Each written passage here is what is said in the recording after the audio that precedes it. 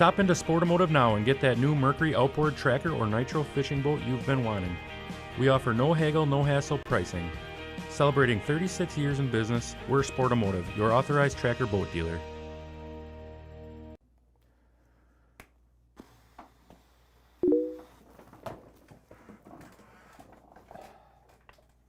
Do you guys price match? For the love of God, that's like the 15th time today. Matt, I need your help. Matt, I really need you guys to actually like get on a video right now and tell everybody about our price matching, because this is like the 15th message I've gotten today about price matching. So please, for the love of God, make the video.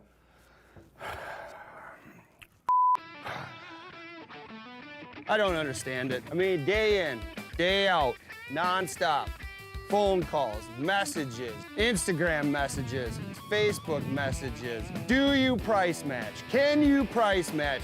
These guys are having a sale. Those guys are having a sale. Price match this, price match that. We do price match here at The Real Shot.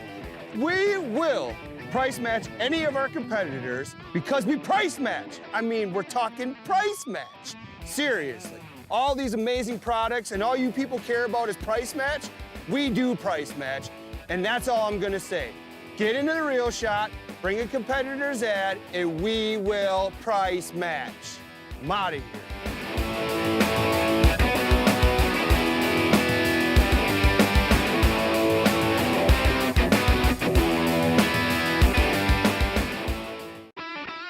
The Real Shot is Wisconsin's #1 independent outdoors pro shop that specializes in bass fishing gear and tackle.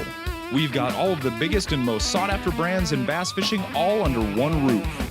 Our online shop has a massive catalog of some of the greatest bass products you'll need to find success on the water.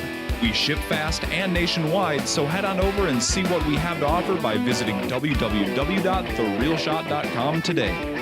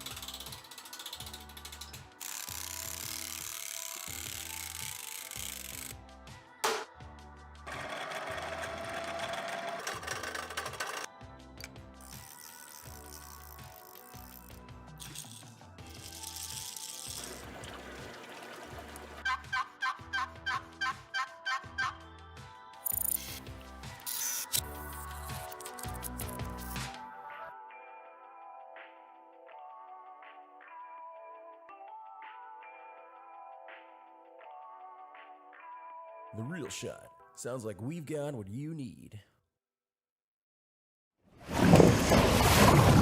All right, good morning everybody and welcome back to another Guided Life. We are out here on Lake Winnebago. We are fishing with BJ Dorschner. Come on, don't leave me hanging, Sorry, buddy. man. BJ, you look as a familiar face. You've seen BJ. We actually took your son out, Blake, and we live streamed his deer kill, right? Yep, that was last year. Good time, yep. It was like what? It was awesome. Oh, it was awesome. Yeah. That was extremely awesome. You guys got the head mount back? Got the head mount back at Battle on Bago this year. So I know you guys were out streaming that also. So yeah, It was pretty cool. So BJ is a great a great employee for Sportamotive, one of our amazing sponsors here at the Guided Life, and he was kind enough to invite us out to Lake Winnebago today to try some late August walleye, like last day of August. Last walleye. day of August walleye. So how's it been going so far? You've been out here kind of pre-fishing? Been out a couple days, yeah.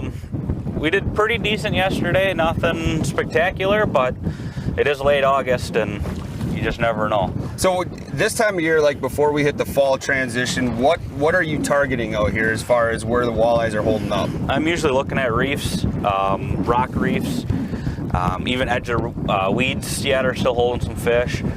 So we'll see what happens, I guess. Perfect. So tactics today, BJ, we're gonna just jig and crawler? Yep, jig and a crawler seemed to work best for us. I did throw some blade baits and stuff also, so never know, that might come out of the woodwork also, but for the start out, yeah, jigging the crawler has kind of been our go-to right now. Well, and I like to stay in the artificial route, so I'm going to try some of these mega bass little wormies, and then we're going to try some slimers today as well. So again, thank you to The Real Shot, one of our main title sponsors here for the Guided Life. We're going to try some of these baits, so if they work, you can go ahead and get them at therealshot.com. But depth-wise? Right now we're in about 11 feet. Okay. So that's kind of where we wanted to be. Yesterday it was a little bit calmer out, and the deeper fish didn't seem to want to go, but that was also later in the day. Later in the day. So I'm thinking right now we should be pretty good right now. Well, let's not wait around. Let's get to fishing. You're trying to jig and crawler. I'm going to try a Ned head with one of these mega bass crawlers. Let's see what works. Let's see. Let's do it. So we're going to be fishing with the wind conditions the way they are. BJ's got his pointers with the nose into the wind. Yep, nose into the wind, so that way we can just hit the spot lock. And it's quick, easy moves also, because you might want to move 5-10 feet one way or the other to try to find and target the exact fish you're looking for. So are you going a full crawler on there? I will pinch it off. Okay, you will pinch it off. I'll pinch it off. You're probably about an inch past the hook, and you want to leave just a little bit of a tail there, just to dangle in the breeze. All right, little dangle. So then I was going to try one of these 4.5 inch, but maybe that's a little too big for right now since he's pitching his crawler off. So then I'll go with one of these mega bass 3.5 inch, more of a natural color here. This is a green pumpkin. There's smallies out here too. You caught some sheephead yesterday. Caught some big sheephead, caught some big smallies. Perfect. So you never know. Are you, when you get it out there, are you mostly like dead sticking it then, or are you just popping it back? No, just slowly dragging it back into the wind. Okay. And you'll sit there and feel the rocks on the bottom, and all of a sudden you'll have a fish and set the hook. Well, that's the goal, right? That's right. Hopefully you brushed up on all your sport and motive knowledge, because we got some good questions for you today. We'll see. You know, it's been a while since I've been at work. Well, BJ also looks familiar because BJ does some of the head-to-head events. He did some with us last year because we had Sporto as a sponsor of head-to-head as well. What weight did you say you're fishing jig-wise? These are eighth. Eighth, okay. 1/8 ounce. So I like to go smallest that you can feel bottom with. You go too big and I think it just gets too bulky on the rock ledge for the fish to want to take it. So it does take a little bit, especially when it's rough out like this. Yep. It takes a little bit longer for it to settle, but it seems to work the best for me. Geez, it seems like every episode of the Guided Life lately, we got this wind. Well, I kind of like the wind, to be honest with you. Is this a walleye chop? This is a little bit what they call a walleye chop. This is the first walleye episode of the Guided Life this year. Really? Yeah. You're doing the honors here. So don't take too long to catch a fish. So again, everybody, like I normally try to do, I'll open up the chat here every once in a while and we'll check and see if you got any questions. Now's a good time too to ask BJ about some questions about Sportomotive. I'm sure we're gonna get a lot of inventory questions, you know, that kind of stuff. So if you gotta go into your computer and check inventory levels, and maybe we could sell a couple of things while we're live on the air. There we go. I'll boot up the laptop here shortly. We got a couple pelicans right away this morning, so they know that we're on fish. Oh, absolutely. Oh, just had a hit.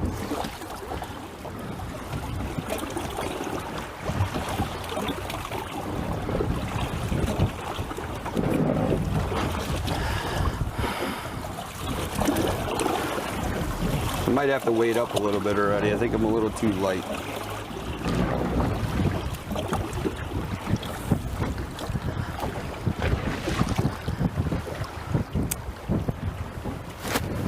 Get out of here. This is a rock. You want me to extend the legs on that, Lance? Okay. Honest with you, it felt like a perch bite. Did you catch any perch yesterday? We caught a few small perch.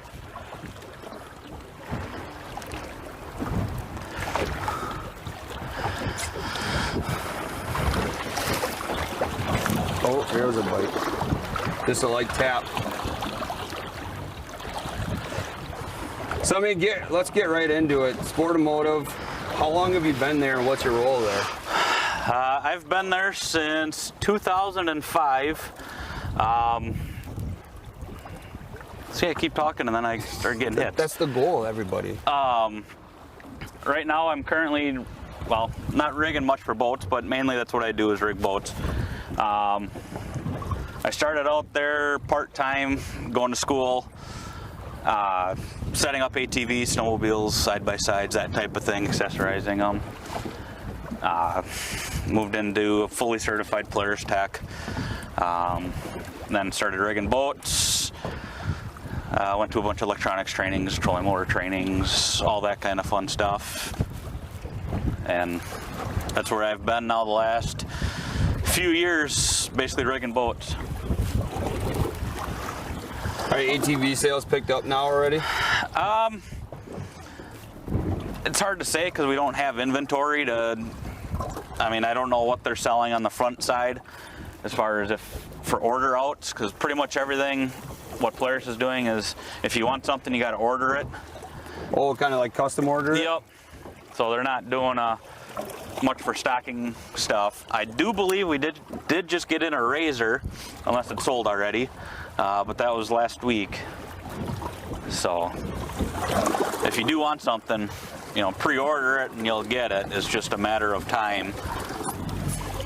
So like last year, we got a lot of questions for you on that kind of stuff. Is it basically just call the store, or is it something you do online? I would recommend stopping in. That way our sales guys that know the product can go through and actually best fit what you're looking for. Yeah. You know, there's some paperwork that's got to be done, obviously, to order something. So I would say stop in. Obviously, you can always start with a phone call. Yep. And go from there. See, I knew that was a little perch eating that. Oh, Joel, that's your crawler already getting bit up.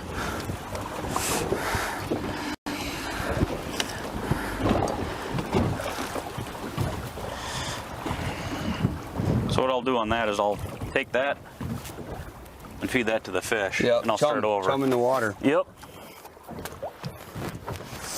BJ, bow season starts soon. It does. Are you ready? I think so. Trail camera hasn't looked that great. No? I'm not gonna lie. I put it out one day a couple weeks ago. Checked it the following week, and I had one decent buck on there. And I actually saw one buck as I was walking out there that was not on camera. I'm gonna go a little heavier right away. Still in velvet. And I haven't seen a buck on camera since then, which was probably, what, 3 weeks ago? How many trophy does you got, though? I got a doe and a couple fawns. That's about it. So That's what I get excited for, is the does. yeah. Yeah, I love shooting does. They're so tasty. Freezer's getting a little full at this time of year. Or empty, I mean.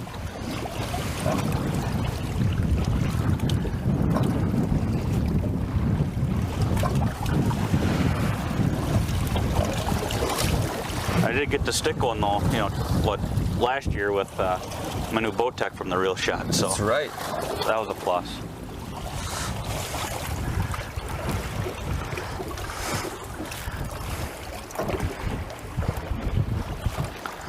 See if I can feel bottom a little better. I just weighted up a little bit. Was having a hard time staying on bottom.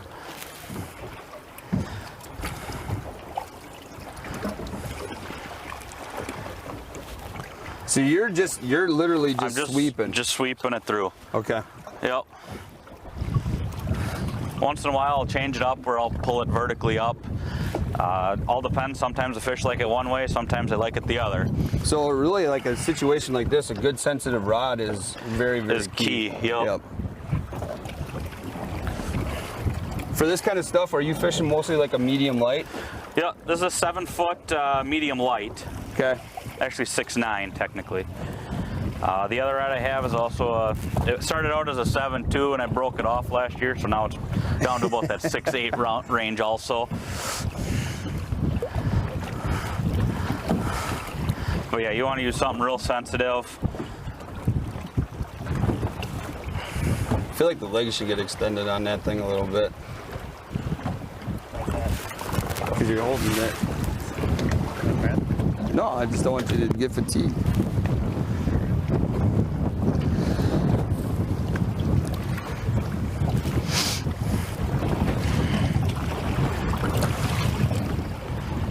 Fishing walleye tournaments this year? I did MWC earlier this year out here on Bago. Next year I'm hoping to get back into Bago Walleye Club or something out here. How'd you do?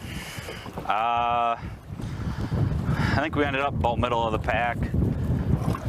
We were trolling on the upper lakes and we had decent fish going up there. We went into the tournament saying we're not keeping anything under 19 inches. And we were throwing back 17-inch fish left and right. Looking back, we probably should have kept some of those.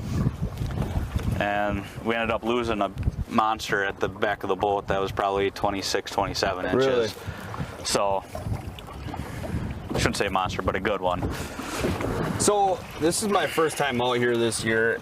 A lot of the things are, it's a tough bite this year. Are you noticing that same thing, or are you having a pretty decent year? It's a tough bite to get bigger fish, it seems like. It seems like there's a lot of fish, though, that are in that 13 to 14 inch range. Okay. So, I mean, if we can practice a little catch and release on some of those fish, you know, in the coming years, I think we'll be okay again. Yep. But, you know, especially with them dropping the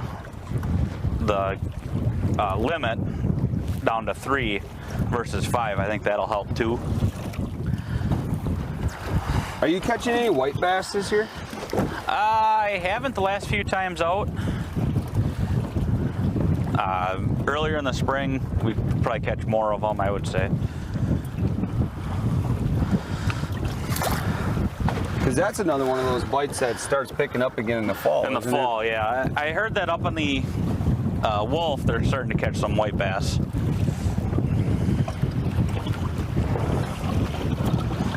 Maybe that's what we should do, is white bass fishing. Dude. I mean, then it would have been for sure that we were going to catch walleye. Oh! Look at this guy going. And I just came off. Oh. All right. All right. So at least we know you can put us on something. There's a fish down there, you know. It had to be a walleye. You don't lose sheephead. No, yeah, they never come undone.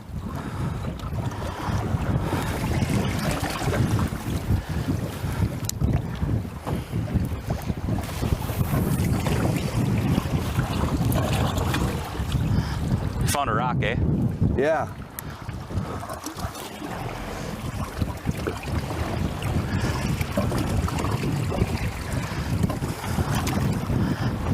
Definitely was better that I went heavier. Yeah. Yeah. Because you're using what, a FinTech? Yeah, FinTech knuckleball, so it sits more upright.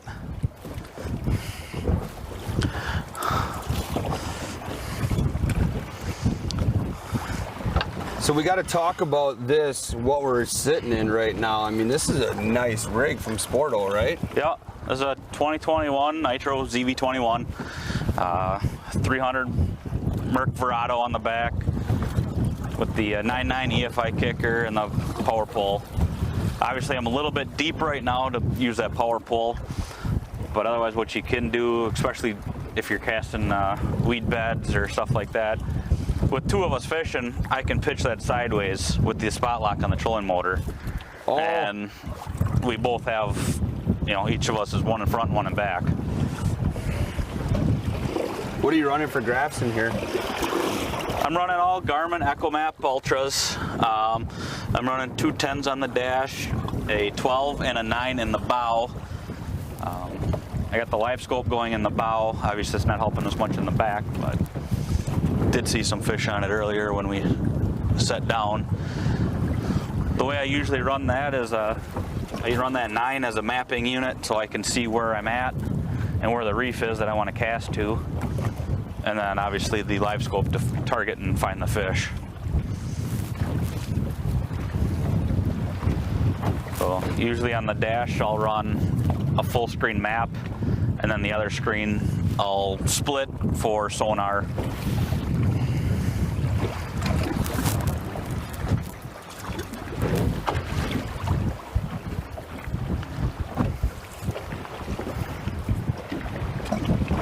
When's the last time you tried leeches out here? Has it been a while? It's been a while. They've been hard to find this year, it seems like. So maybe that's a good time to try one. It could be. I'm just so impatient right now. I just want to keep going through stuff.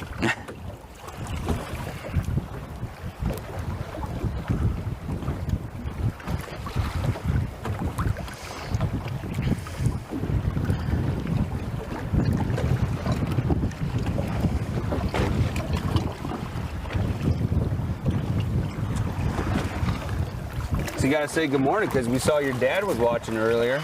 Yeah. Are the kids watching you this morning? It's a possibility. I don't know. They're probably not up yet. They're enjoying that one of those last days of summer. Well, it is their last day of summer. They start school tomorrow morning. Logan, which was out fishing with me yesterday all day, he was up before I left. He could be watching it. Now, Logan was the one that came up to deer camp, right? Logan came up with us, and then he usually hunts and fishes with me quite a bit. But Blake was the one that got to shoot the deer. That was just so cool. That whole entire, you know, from everything that was set up for Blake. Yep. The adventures. I mean, what, you guys were done in like the first hour, wasn't it? I was pretty close to that. And yeah, it was unbelievable. You know, we saw a buck beforehand, before he got to shoot, and then all of a sudden I look out and this other buck was standing there. So no, nice one. A nice one, yeah. 11 points, 230 pounds. Oh, it's huge. So it was a great time. I would say he almost enjoyed being on the guided life as much as he did shooting the deer. But yeah, if anybody's want to know, they can go to YouTube and they can check that hunt out. I mean, it's a pretty epic moment. It was one of your first hunts that you did, wasn't it? Yeah, it was the first hunt that we did. Yep.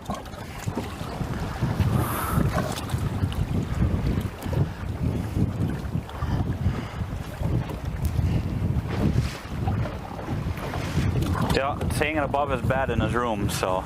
Does he brag ever to you, Dad? Like, look at mine, look at all. You know, he used to, but I think I told him to knock it off enough that may have been some other words that I used, but.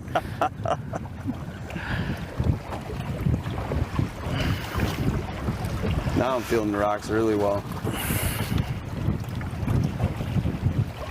I mean, in this kind of situation, the good graphing is super critical. I mean, if you look around, we're out in the middle of nowhere. Middle of nowhere, yeah. You wanna have a good map, try to find the reefs, but then you got to use your sonar to find the rocks on top of the reefs. Because, you know, yesterday we were drifting a little bit, and you would run into rocks or gravel, and then you'd run into mud stretches on top of the reefs. So it is crucial to try to find those rocks.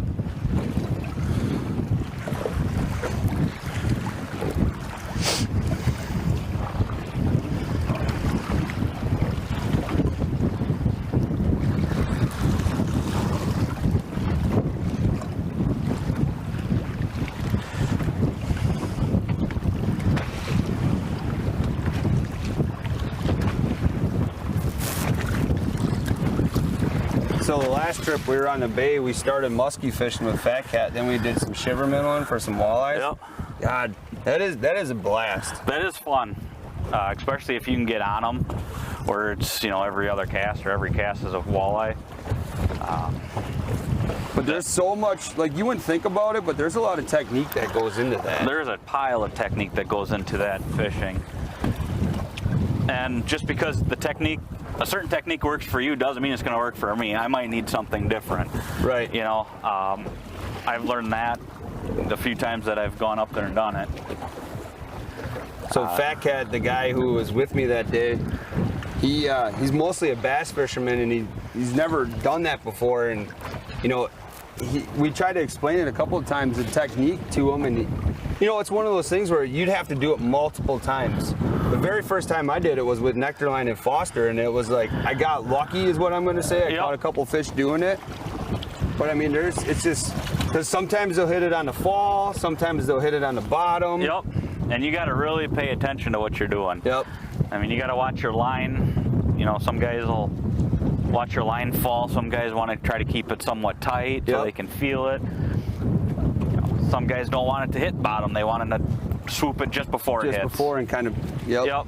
And that's what I felt worked best for me is when you snapped it, you would tight line it down. Yep. Because you either feel it on the bottom or just before you went to raise it again, like you get the hit again.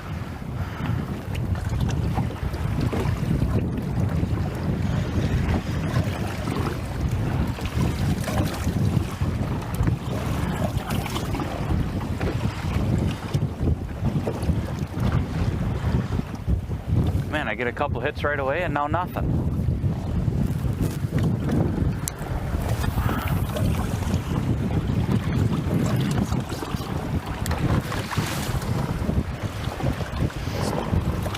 What would you say? These are 2-footers? Yeah, maybe roughly that. Good walleye chop. It is a good walleye chop. It's comfortable in this boat though. Yeah, you don't get tossed around. No.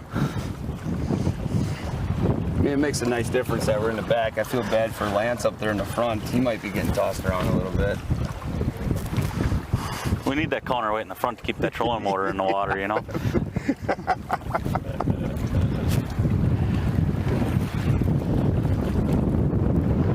So I got Lance, he's head of our marketing team there at Fix and Head to Head and Reel Shot. And one of the reasons I coaxed him into being a camera guy today is because he used to live in Stockbridge. Sure. So I figured he maybe had a couple more secret spots for us. You know, I'm always open to other guys' secret spots. So, you know, during a commercial break, if he wants to punch it into your waypoint and your GPS and all that stuff, he's probably got some secret spots. I'm sure he does. I think he's ignoring us, though.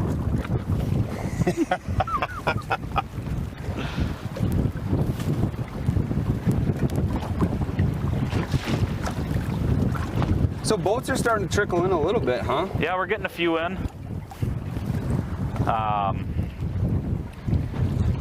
We have a ZV20 in stock. And in stock, I mean, it was there last week. I don't know if it's still there, obviously, because when we get it, it seems to fly. And then also a Pro Team 195. I know where you're going with that one.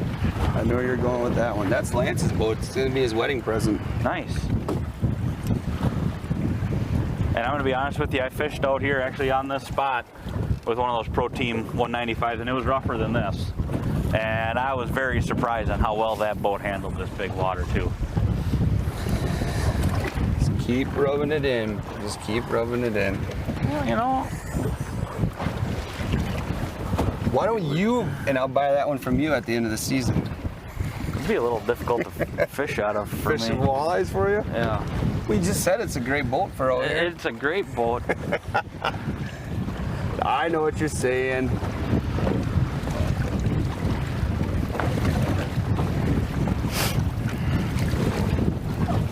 I'm just surprised they don't have one set up already for the guided life, to be honest with you, you know? That's what I'm thinking. That educational class and teach me how to drive that thing without wrecking it would be a long class. Yeah? Yeah. We could probably arrange that, though. You think so? I'm sure we could. Like just summer class on how to run a boat? Right. Properly. Properly. Right. I mean, there's a pretty big learning curve to it, don't you say? I mean, there's more to it than just hammer down and trim up. I mean, right. You know, especially if you're in big water like this.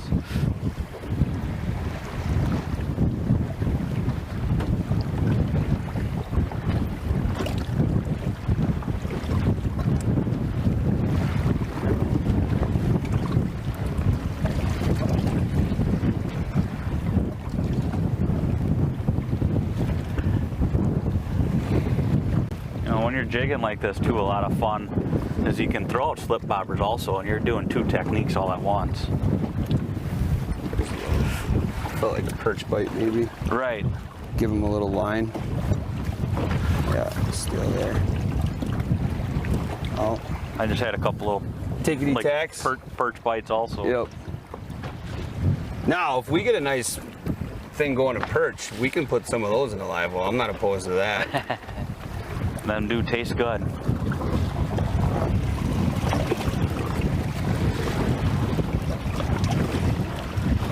They're catching bluegills out here too, so. Really? Oh yeah. But somebody was telling me that the crappie bite has started on the wolf as well. See that? Oh, that's pick what clean. happens. Pick clean. Now notice, everybody, he's got to rebait. I got bites. I'm still fishing. That is true.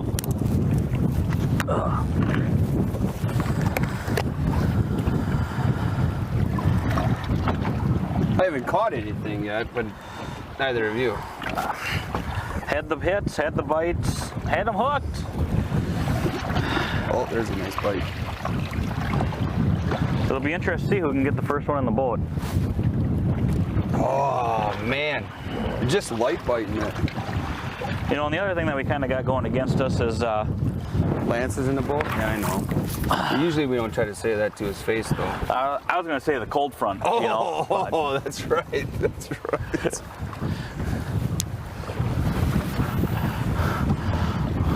I'm almost thinking that Lance should be back here fishing. You should be up there I'll go filming. run camera. Lance can do a great job. Switch it up, he says. See who can actually catch the fish. Probably him. You know, the guy behind the camera. Yeah. What most people don't know is when they invite me on these trips, like, I'm bad luck in a boat. Like, not we're gonna get in an accident or something. I just, like, every time I go on a guided life trip, the bite's always bad. You had a banana on your way here, didn't you? 2 of them. I don't want to cramp up. It's gonna be hot today again. Yeah. You know, I was talking to Andy Cleveland the other day, and Oh, I'm sorry. I told him he should come along with us, but he's out pre-fishing. He's out pre-fishing in his Sporto boat. Yep. Yeah.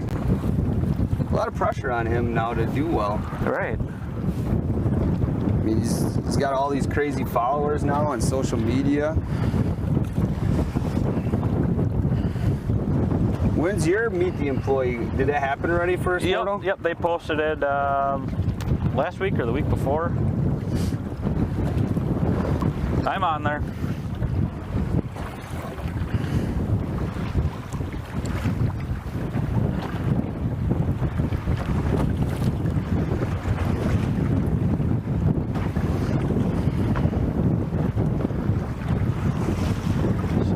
That pelican knows that there's fish in here. Look at him. Look, you brought a little buddy, that little seagull. Yep. Petey the pelican. Sammy the seagull. I mean, it wasn't all that long ago. You never saw a pelican up here. Now that's a little different one. Normally the ones I see have that big like ridge on top of their head.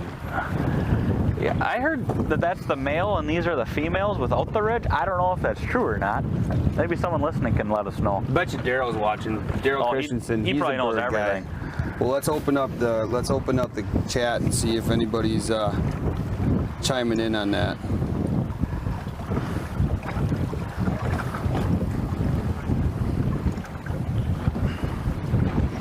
I mean, he's kind of a man of a lot of knowledge, so. He is.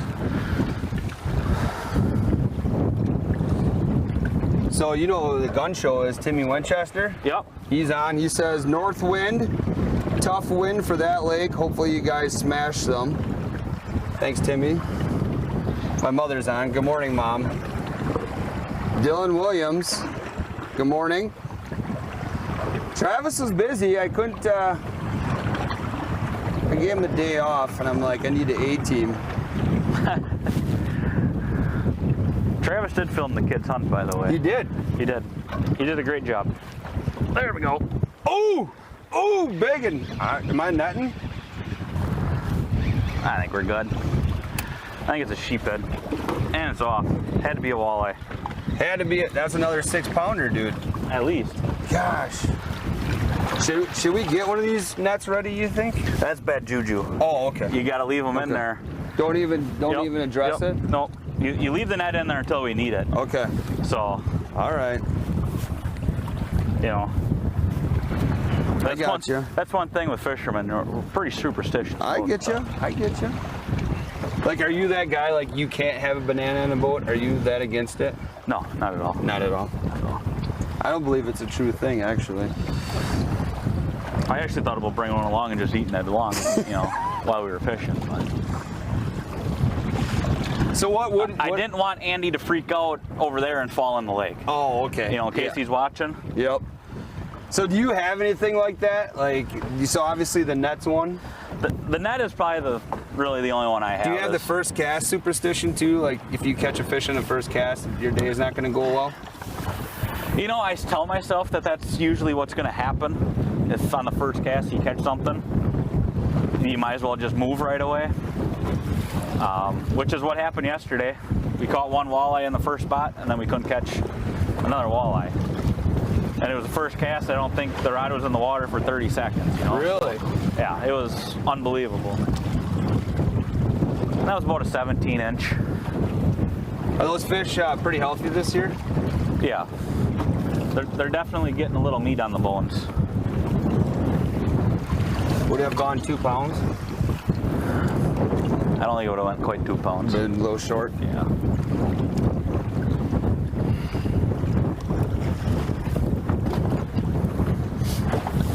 Which, I mean, the head-to-heads out here, I mean, they caught fish. It was just a lot of under 2 pounds, pound and a half. Yep. It was, well, that was the same thing. I mean, all the events we had last year out here were cold front or, you know, Yep. something else. Cold front or flat calm. This lake usually isn't that great flat calm. In my past, you know, experiences. So on a normal year, how many tournaments do you do? I usually do 5 or 6. Okay. Just all Bago, or do you go to the bay? I don't fish the bay a lot. I mainly stick on Bago. Next year, the guys we team up with, we're talking about possibly doing something up on the bay. You go quite a bit in the spring out there on the Fox? I'll go on the Wolf. Okay.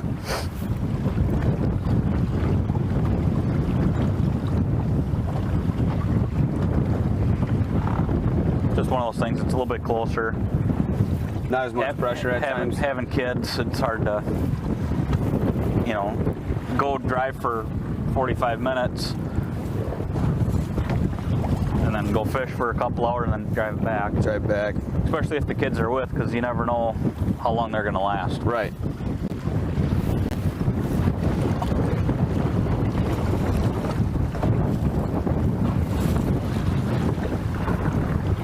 And my daughter's getting into fishing now. She's 3. Oh, really? Yep. So she was out in the boat yesterday. We were out for about 6 hours. She did. She's 3 years old. And for 6 hours. Yep. That's incredible. A lot of times I can't make it 6 hours.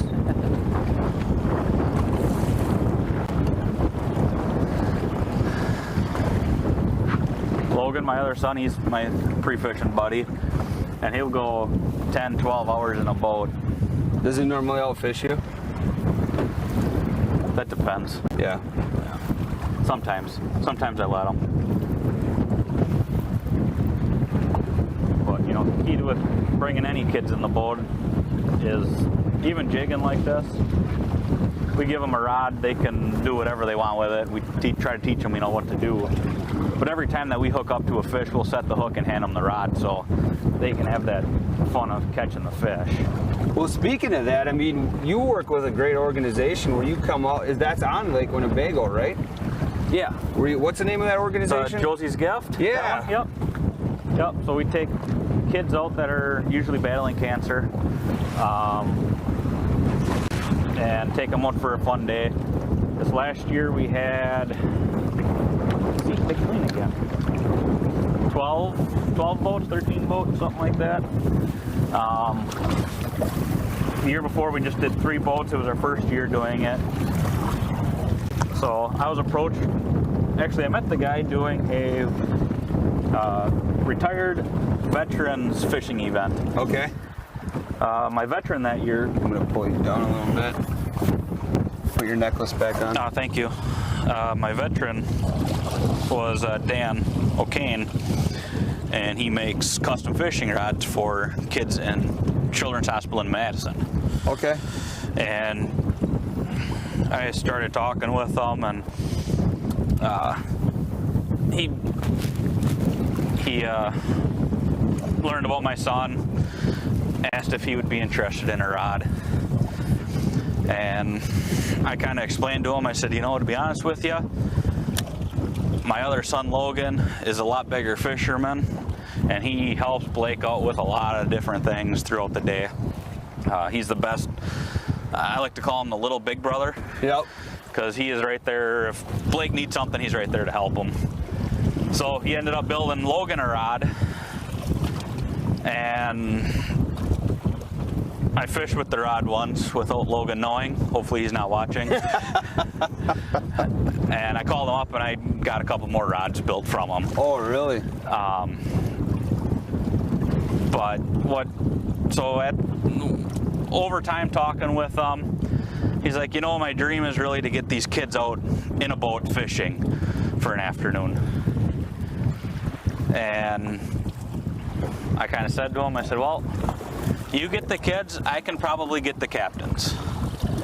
And last year we were turning away boats. I mean, we had that much interest in helping out, which is what's awesome about this sport. I mean, everybody is willing to help out everybody. Yep. We got some pretty good sponsors that donated stuff. Real Shot did. And just to see the smiles on the kids' faces is just awesome throughout the day. And you said that's what, Josie's Gift? Josie's Gift. Is that, they have a website or just a Facebook page? It's a Facebook page. Okay. Right now. I believe he is working on doing a website. The Josie's Gift kind of came about. He obviously works down in the hospital and met the girl Josie. There's a whole thing that he did an interview with the news. It's on I believe it's on that Facebook page also. Kind of explains the whole story. But in light, she told Dan that she wanted him to build rods for other kids. And he said that he could do it as long as he could call it Josie's Gift. Since the little girl has passed, so in honor, we kind of do that. We invite her whole family up. We take the kids fishing for a couple hours out here. Now last year, it was rougher than this out here, and it was raining, pouring. But the only people I heard complain about the weather were the boat captains. And we're the ones that are supposed to be normally tournament guys. Yeah. And we're the guys that are out in this crap more than not. So, you know, when I was talking to Dan about planning it for next year, I said, Dan, you're going to pick the date, and the only request I have is you pick a day it's not going to rain. So, but it's a lot of fun. We're hoping to grow it next year. What month did you do it this year? That would have June, been wasn't it? June.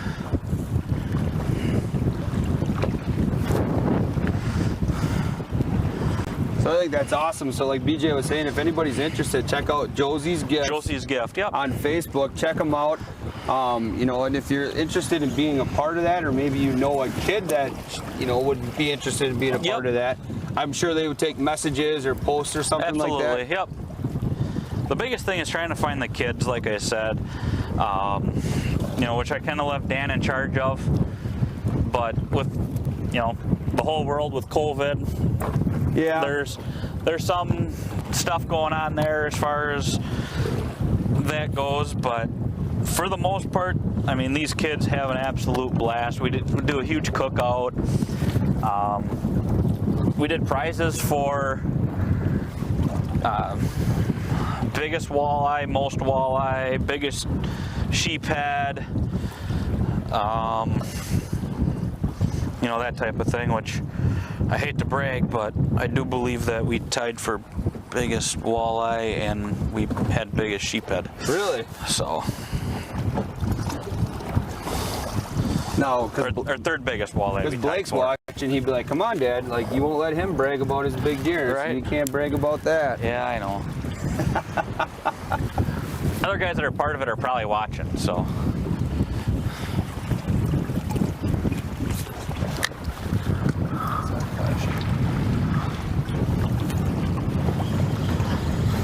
Oh, SD card. Yep. You can just unrecord it. Yep. Fun stuff live.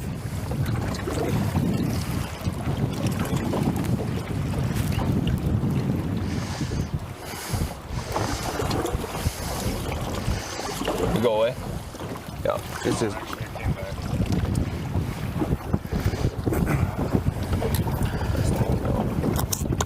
Did that help it at all?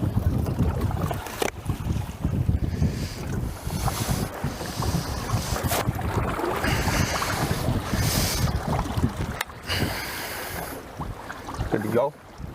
No. That's his beat. Oh. If it's not bothering you. No, it should be fine.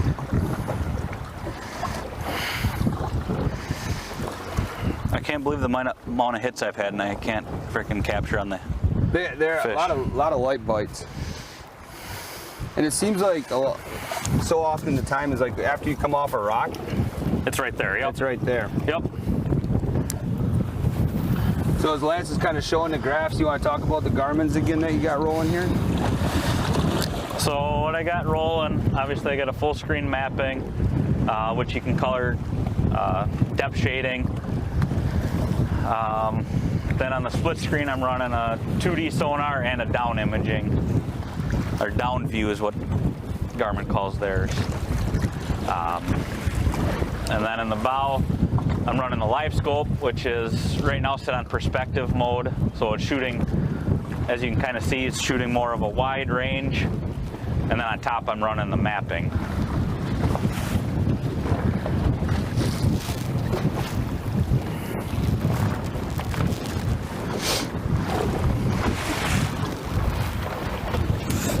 All right, I'm gonna rig up a little different.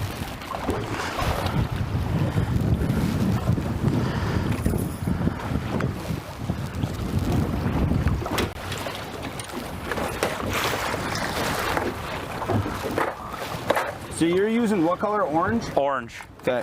I'm gonna try a pink and white. And I'm gonna try a Slimer.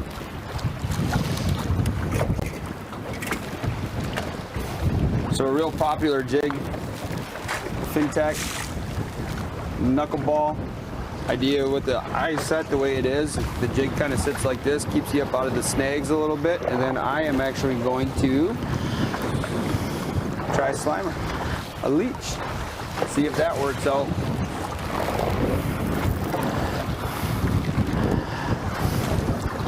So are you just running straight like floral on yours, or are you running a braid to floral lead? I'm running a braid, and then I run a swivel on everything. Okay. And then I'm running a floral, 12-pound or a 10-pound floral. There are a lot of zebra mussels in here, so you do got to kind of check that periodically. I mean, yesterday I switched out line I think 3 or 4 times throughout the day just because it was getting beat up from the zebra mussels. There we go. Oh, it hooked up again. Stay buttoned.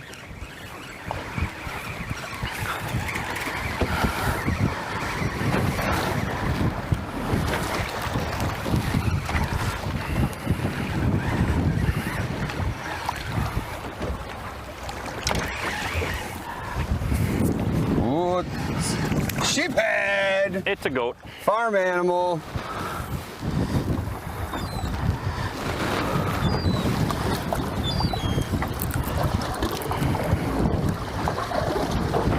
We'll make sure we release that below the gun over on that side here. Well, I still know there's one fish over there now. So these things, these Slimers, were a very popular bait during the head-to-head on the Lax this year during the PWS. So the Real Shot carries these, and man, we sold a pile of them right after that event. This is a brand new one here. Get that tape off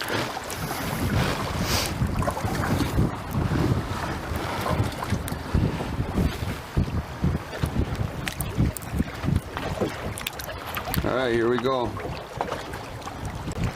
God, they're like the real thing, dude. I can't even grab one. So that's a 3-inch. It's pretty lifelike.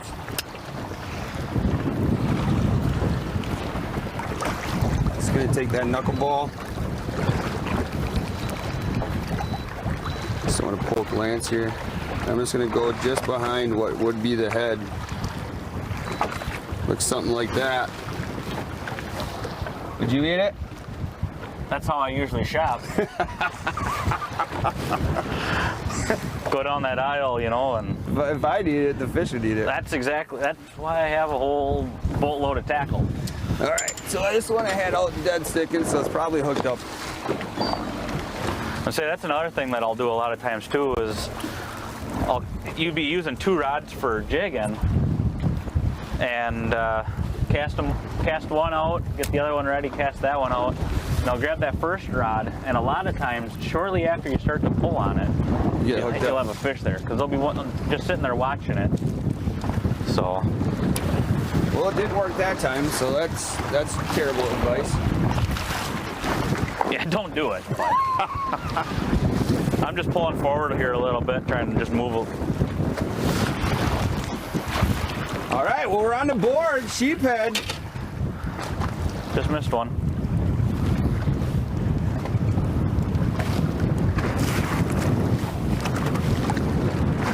So the other thing too is kind of like what BJ said is I went from a, this is the rod, I'll break it down real quick. So this is the rod that I'm giving away, and we're real close to giving it away. This is a 7-1 medium. This is a squad rod from Savage. It's a medium fast action. That's the one, once I hit 100 subscribers on YouTube, which were, last I checked, we're like less than 10 away. What I picked up was my 6.8 medium extra fast icon, just a little bit faster tip, a little more sensitivity. Because like BJ said, we were noticing that quite a few of these bites are pretty light.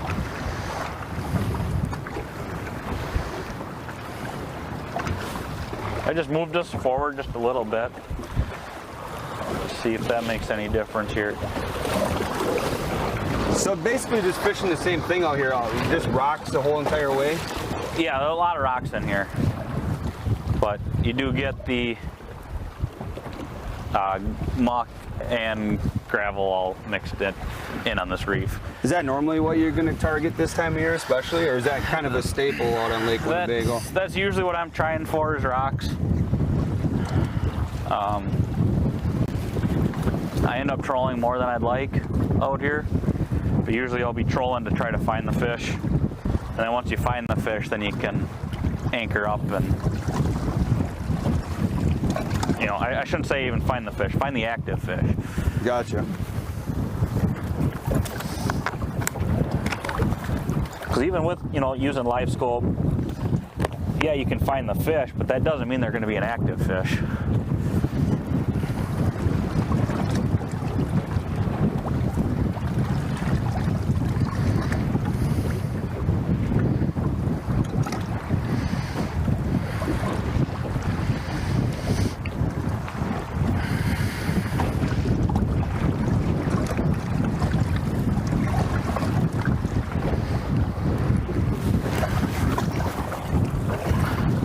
So you said you've been at Sporto for how long? Since 2005, so that 15, 16 years. Yeah. So in that time, what is the coolest boat that you've been a part of rigging? You can take a moment if you got to think about it. There's been some pretty cool ones. Because you don't just rig like fishing boats, right? You do other boats as well, or are you mostly just the fishing? Only fishing stuff is what we do. We do some pleasure stuff. It's not a huge part of our market. A lot of ZVs, and you know, I've rigged boats anywhere from 4 graphs to 5 graphs, 6 graphs. One of the coolest ones I've probably ever did was Gary Parsons' boat, where we ran 3 graphs on the dash and 2 in the bow. And then we also rigged up a station in the back of the boat. Really? So he was running a 16 and 2 12s on the dash. It was pretty cool.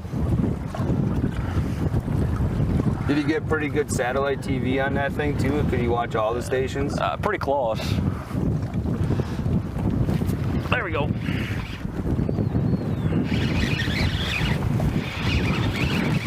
I'm betting that's another goat.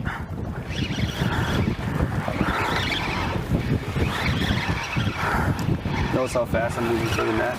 Yep.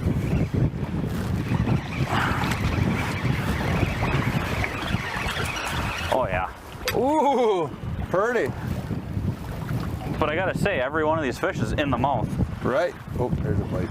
Oh, tippy tap. Once again, we'll put that down over here. That is how you ensure that you don't recatch a same sheephead. Is that it? Yeah. Your fans are waiting for you to, you know, maybe drop one the wrong way. So there you go. You're looking at our 3 main Guided Life fans right there. They've all subscribed on YouTube. Have you? I suppose I should probably subscribe so I can win that rod, huh? You should. Hello.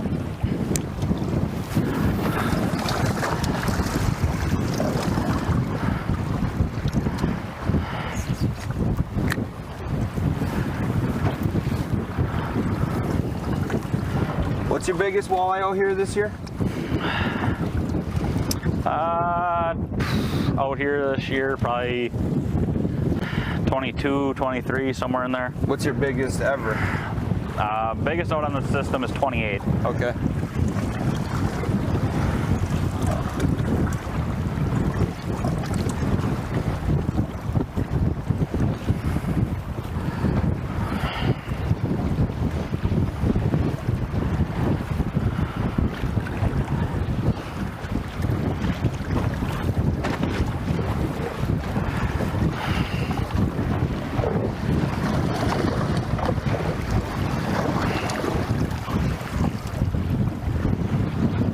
Have you ever eaten a sheephead?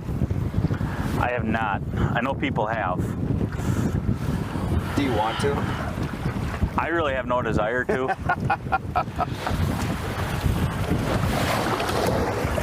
I can usually scrap up enough walleyes and perch that I can not eat that kind of stuff. I do know people that do it though. I want to try one, I think. I heard it's kind of like a white bass where you got to cut the top meat out. Backstrap portion of it.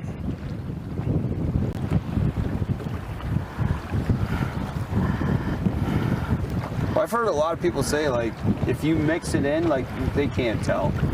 But that's, you know, that's the thing. If you deep fry anything.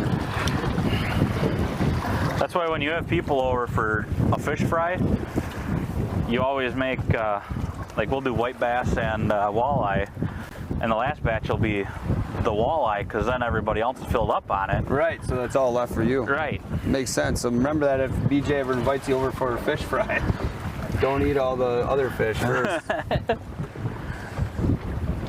I haven't done that in a while, but... Have people over is what you're trying to say. Yeah. Yeah, I don't have any friends, so... Color matter for jig this time of year? Some days? You know, yesterday it started out that we were catching them with like a green jig, or I was anyway, catching them with a green jig, and then I couldn't catch anything on that, switched to an orange, and I started catching them on orange. So it may be one of those things where I just got to switch up the color jig and try to get them that way. So my logic right now is because you're catching nothing but sheephead, I'm hoping you're going to catch the walleye. Yeah, on the artificial. Right.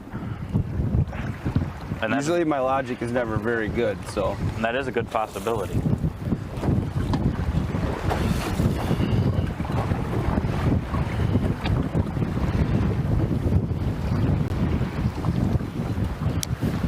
Hey, did you get signed up for a head-to-head regional yet? No. Anybody can sign up. Anybody can sign up? Anybody can sign up. Fishing Mississippi River one. Yep. Yeah. When is that? It's September, that's the second one, so that's the 17th in that range.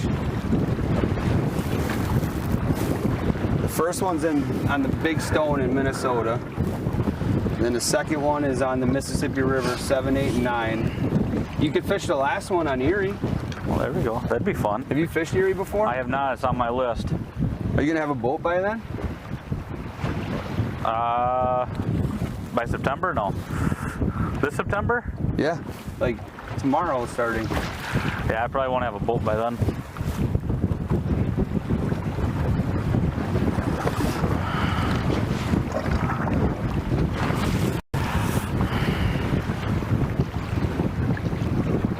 You probably know a guy that can get you. I probably know a few guys that have boats, though.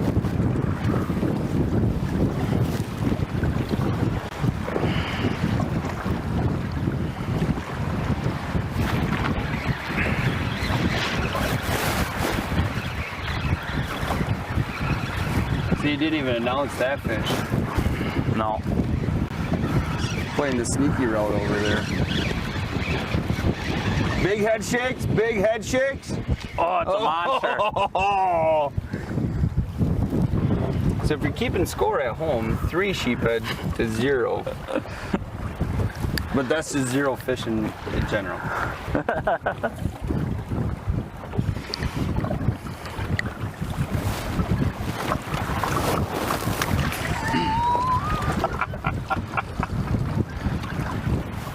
Look at now, they're really starting to flock in here. I don't know if you saw that or not, but that thing just jumped right out of my hand. It did.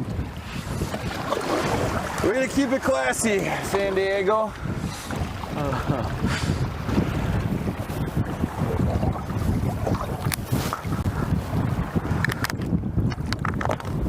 No fish were harmed in the making of this video.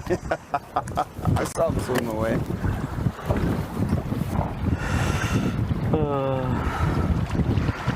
That is crazy how these birds just come out of nowhere. Oh yeah, they'll follow everybody around. It's unbelievable. We had up on the bay a few weeks ago. We were up there trolling, and they were coming in closer than this. I mean, they were inside of our boards, and we were reeling in a fish, and actually 2 of the pelicans were chasing the fish that was hooked. Really? Yeah, so we kind of had to rush to get that one in the boat.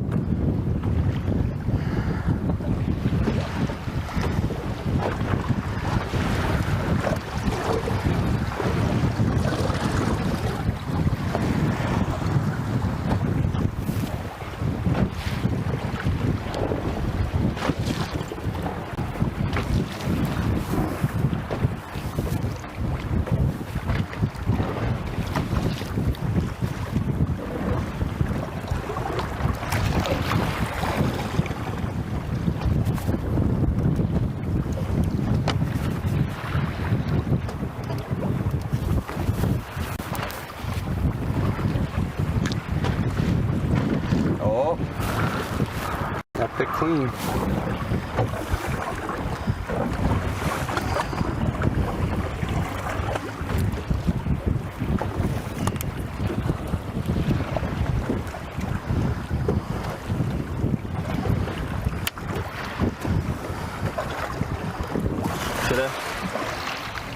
Not for human consumption.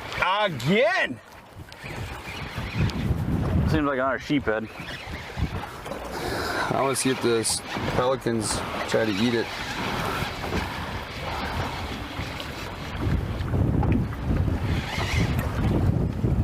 Spinning? Oh.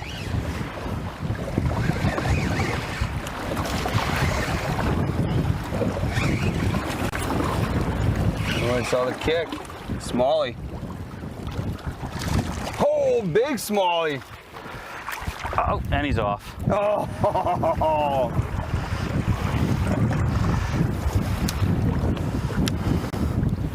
They're out here. Nice. That was a couple yonder. Probably should have used a net on that one, huh? I was waiting for the high sign to go grab it, but I was just gonna do it. I didn't know bass guys even use nets, to be honest. I thought they just lip them, you right? just gotta boat flip it. Yeah. Did you see it? Did you get it? He's all over it.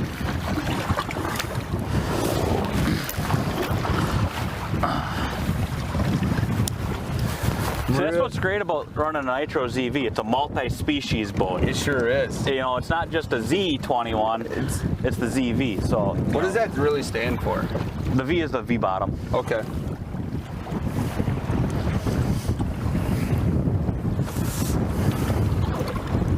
So multi-species where, you know, like Andy's only running a bass boat, a Z21. So he can't catch anything but a bass in that boat. Right. Like no walleyes will bite. Exactly. Yep. That's where a lot of people go and make mistakes, right? They're like, I just want a single species boat. Right.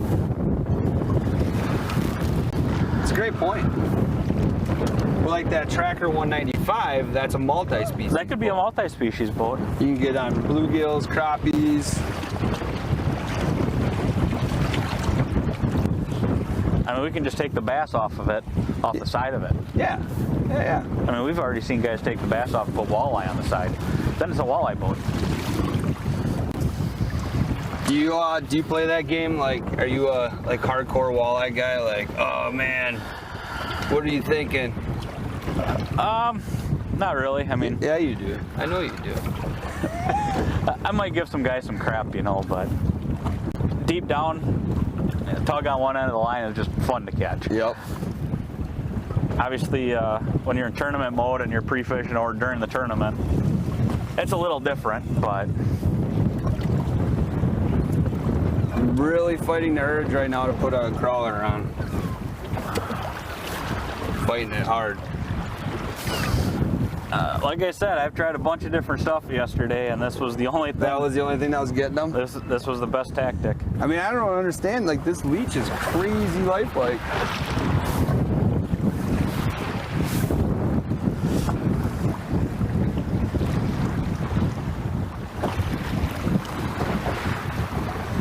Lance, what would you be doing? With artificials or slimers?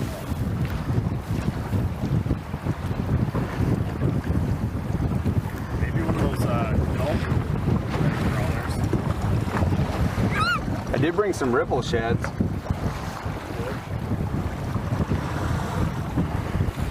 See, that's a lot of it with plastics is you got to have the confidence in to use it. Right. If you don't have the confidence, you're not going to catch a fish with it. That's basically where it ends up. You're not going to fish it right. You're not going to actually do the presentation properly to get that bite. Or if you have the confidence, you'll take your time and do it right.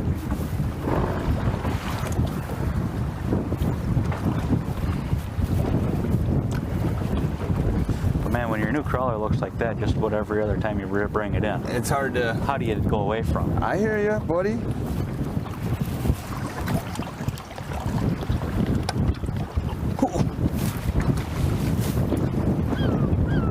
First, that fast movement, I thought you had something there. Yeah, I still have my balance. That was what I had there for a split second. Kids play any sports or anything? Blake is into computer stuff. He did some computer programming classes this summer. Oh, awesome. He's kind of big into that stuff. Logan did soccer this summer, and he just started karate about a month ago. Really? He loves karate. MMA style? Like, is that his future? Well, the first day of class, the instructor came over and asked him, what do you want to do in karate? And he looked at him straight face, goes, I want to break boards. Okay. So he started that, and then both those boys are also in Cub Scouts. Brooke, which is 3, she's into gymnastics, and she wants to do karate as well. She also is in soccer, so she's the one that's really into everything. I like that karate stuff. It teaches a lot of discipline as well. Like the whole first day of class was nothing more than learning manners and yes sir, no sir. Actually, there wasn't even no sir because you don't say no. Right. No is not the option. Right. So it's pretty cool. He likes it. So that's what we're gonna go with. So how long does he have to wait before he can start breaking boards? They don't do that in class, I guess. He's got to go to an actual. That's a separate training, I guess. So it's aside from the normal earning your belt, what have you. That one just took the rod right out of my hand just about. I'm thinking another smallie. Giant farm animal. It doesn't get much bigger than that. All right, so so I'm going more natural color now. Yeah, that's a tiny worm. Ask him, will you eat that? Will you eat this? Nope. Nope. That's a good sign. If that fish said no, that means the walleyes. Yep. It gives the walleyes a chance to do it. Yep.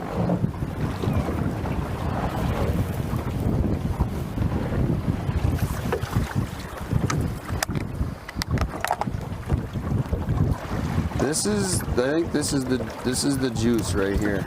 Look at that. Do you not want to eat that? I would.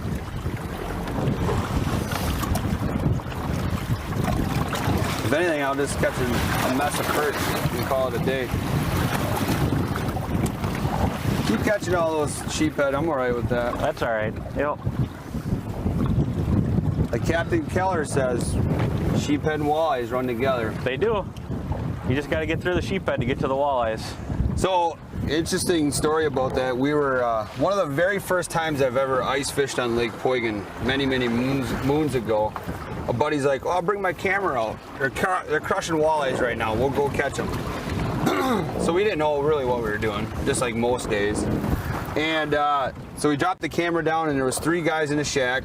You know, holes going across this way. We're all vertical jigging, and the camera's pointing across this way. Well, every time a school of sheephead came through, there was like 3-4 walleyes right behind it. Yep. So, you know, you would know, like you said, all of a sudden, here comes a school. All right, guys, start working the baits. Here comes, you know there's going to be a walleye. Right. And just like that,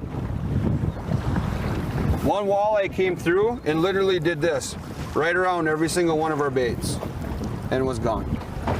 It's like, yep, that's how you know it's going to be a good day. Yep. And you know, with the advancement in technology, that's where the frustration really comes into play. Is you can see that fish, you can see your bait in front of it, yep, but they won't take it. But they won't eat it. You know, I got live scope, ice bundle, and then I also have a camera. And I use both together, and it really taught me how to use the live scope using that camera, because then you can see what's down there on visual, and you can see it on the sonar. So, yep. You know, so that's a great point. Just buy it all. Just buy it all. Just spend that money. Right. All kinds of money out there to be spent. Oh yeah. If you can find the product. That's true too. Well, we're carrying some kind of Garmin stuff, right, Lance? Yeah. A couple of the live scope and optics. 10-inch units.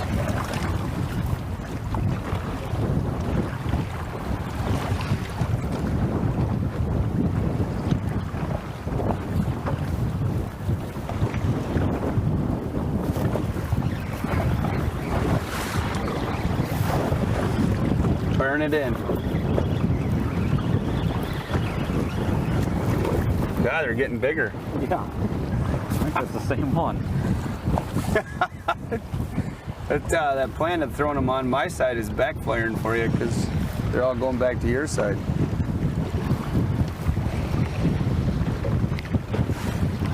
All right, so I'll put them on my side. Yeah, put them that way. I can start catching some small ones. Right.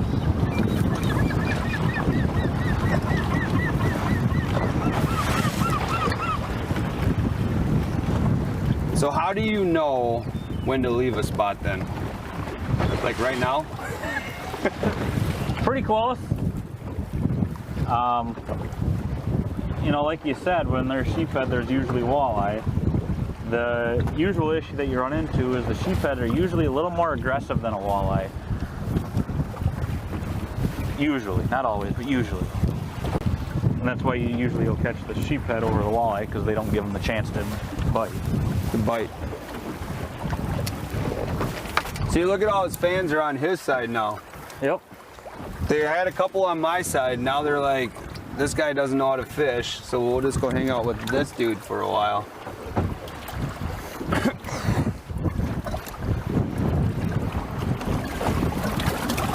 I'm still waiting for you to catch the first walleye.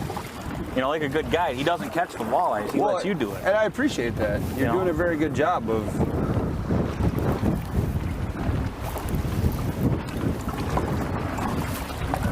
If you just hurry up and do it, so I can start catching some, that'd be great. Well, I gotta keep the fans interested, you know what I'm saying?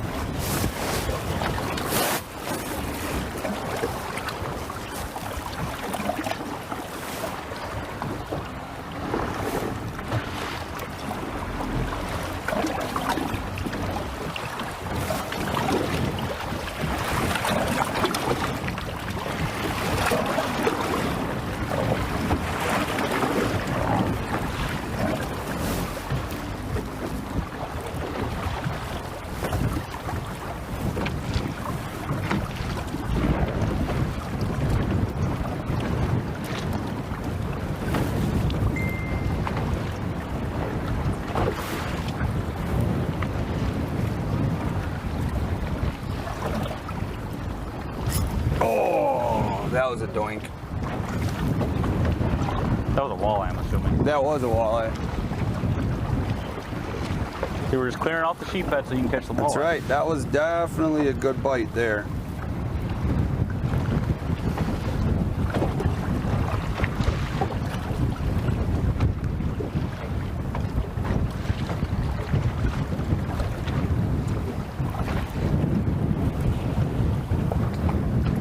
Does vertical jigging on the river or in the lake sometimes work? Yeah, I've had a few times where that's outproduced. You know, like what we're doing is dragging the jig back. But I think I've had better success doing it this route. Just dragging it? Yep.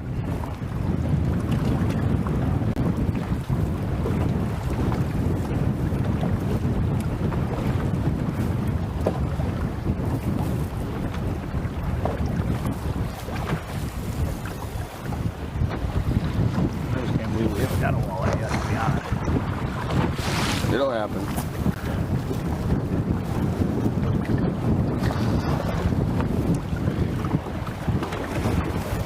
To me, it's interesting that such a aggressive fish wants such a tiny presentation. Yep.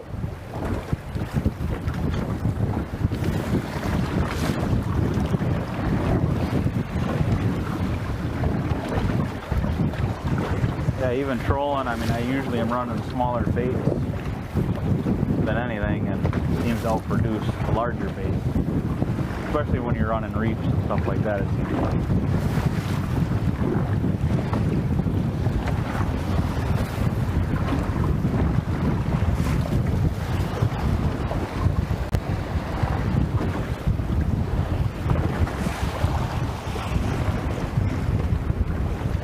So are we mostly just spot locked right here, or are we just kind of slowly inching? We're pretty much spot locked. I have moved a couple times here, just some short little movements.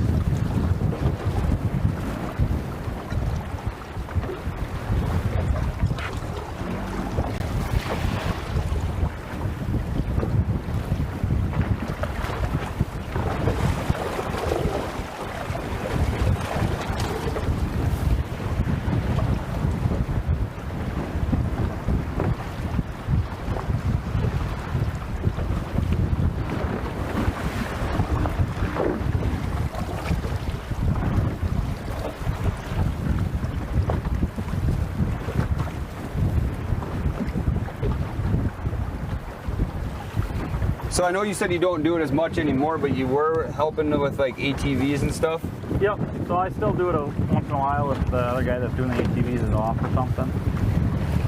But yeah, for the most part, I've just been switching over to boat stuff between rig and new boats and you know, a customer has a different boat and they buy different electronics, different trolling motors, that type of thing.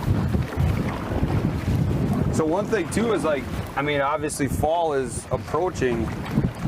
Winterization, all that stuff. Yep, we've been winterizing a few here and there for the last few weeks, but obviously now kids are going back to school, people are thinking it's time to get that stuff done. Well, this is the last weekend, this is the hurrah for the summer, really. Yep. Labor Day weekend. Labor Day weekend, plus you got, you know, I see cooler temperatures are coming too, so. Now, how does that process work? Is that an, again, stop in, or is that a call in? Call and schedule something is probably your best bet. You know, even if you're not talking now or in a couple weeks, you're talking, you know, you're a late fisherman, you fish till December, I would still get it scheduled, because if we're booked out and you drop it off, unfortunately, you know, the stuff that's scheduled is first.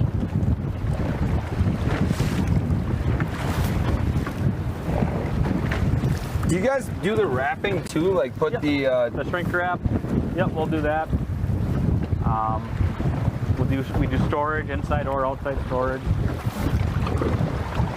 Oh, really? Yep.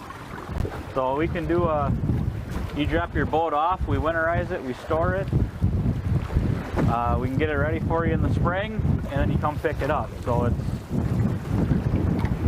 you know, you drop it off and we take care of it, and all you got to do is pick it up in the spring and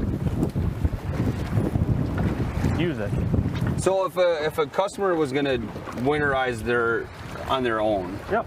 Obviously we know that you guys are going to, you know, help with that if they need it. What's the biggest mistake somebody at a DIY style winterization makes? A lot of guys will cut corners. They won't change their oil. They won't change their gear loop.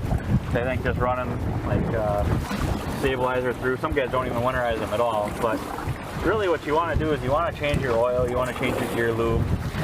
We run fuel stabilizer through everything. Electronics-wise, is there anything you need to do? Not really. Just charge your batteries? Yep. If you're going to store it, I would recommend, you know, either pulling your batteries, or like all these boats are coming with onboard chargers. If it's in an area that you can leave that plugged in, you can leave it plugged in all winter and not have issues. Okay. You guys starting to do a lot with lithium batteries? More. We don't do a tile of it. But we are getting more and more guys wanting to do it. Obviously it's not a cheap date to do. Right. But more and more guys are switching over to it. My fans know. I'm telling you. Look.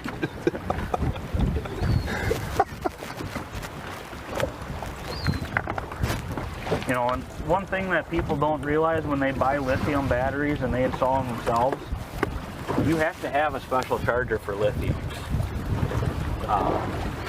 If you're not running a special charger, you could potentially have a lot of issues between, you know, having your boat start on fire, you know, in extreme cases, which is good possibilities, but you're also not getting a full charge out of it. Right. And that's another thing too, even switching to an AGM battery over a conventional battery, is you want to make sure you have a charger that can charge an AGM battery. Explain that. What is AGM? So it's a glass mat battery. So it's a sealed battery. You don't have to add the acid or distilled water to it. It's a completely sealed battery. What I've learned is a standard charger, if it's not set up for AGM batteries, you never get a full charge back out of it. So you drain it down and it doesn't fully come back unless you have the specific charger for it, because the charging cycles are different in an AGM versus a traditional lead acid battery.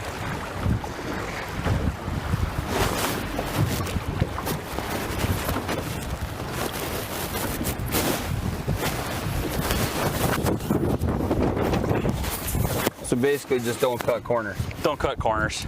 You're gonna spend the money, $3,000 on lithium batteries. You know, don't cut the corners, buy a charger that does it. Well, especially just on winterization in general, right? Right. You spend a lot of money on all your everything in your boat, you might as well do the right steps. Yep.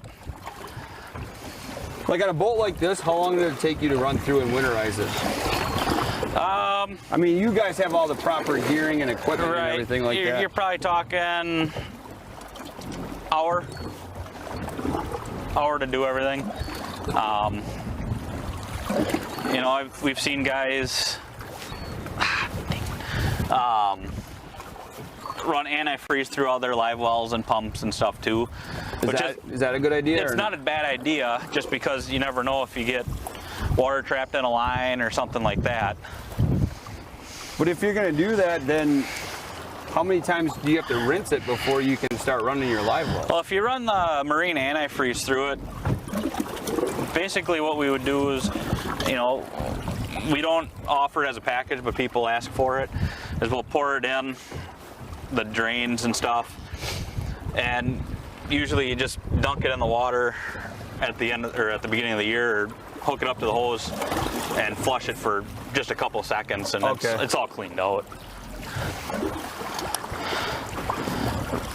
Feels like it's getting windier. It does feel a little windier, which the walleye should start biting then.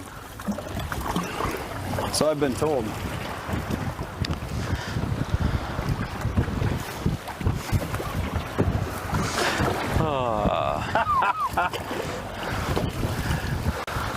So not only do you have a huge fan club over there, I'm going to check and see what your huge fan club is saying on social media. Probably wondering where the walleyes are. Well, they understand. They understand that I'm in the boat. Never works out that way. Do you like that picture I used for your social media? That was a beautiful picture. It's almost like I've seen it before. All right, here we go. We got some people chiming in. Mr. Williams says, Paul Coote says, hey, BJ. Hey, Coote.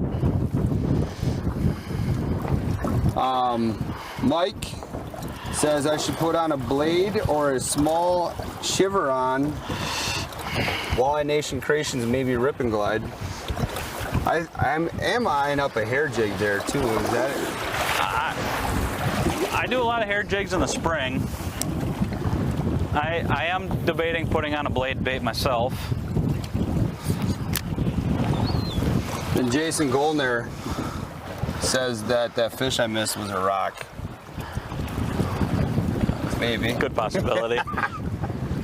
I'll never tell. It's like that meme on Facebook, the 5-pounder that you missed, and it's a freaking stump. Yeah, exactly.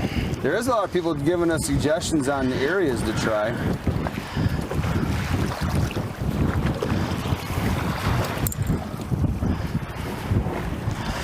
So good morning, everybody. Again, we are out here with BJ from Sportamotive.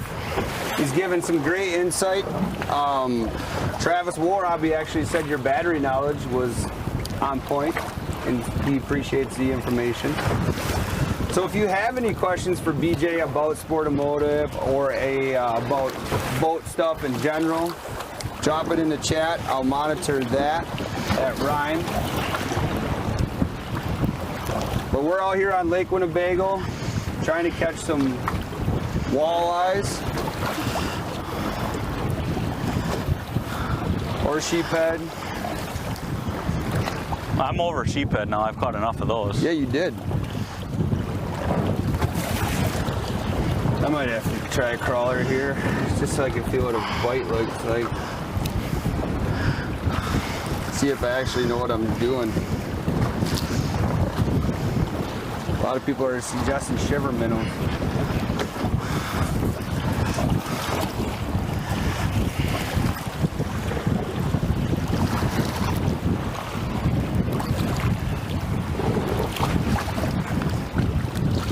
You got any small ones in here? Shivers? Yeah. I sure do. Well, I think they're what, 2s, 2.5, something like that.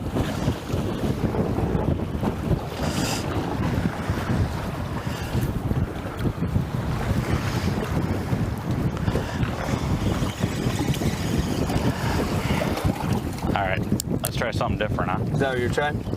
I'm gonna go to a blade bait. Okay.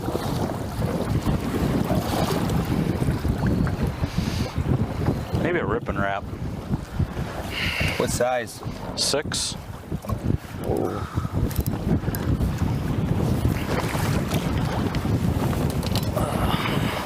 I gotta get in here though real quick.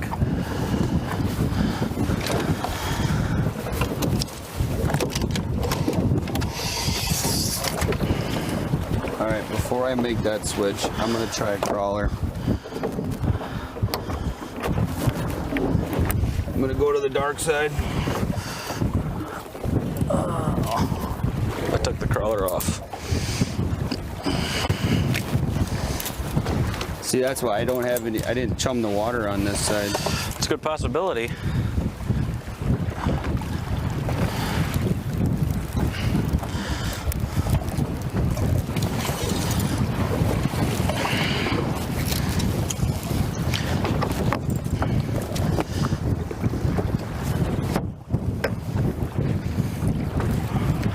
I will have to get in here though to get.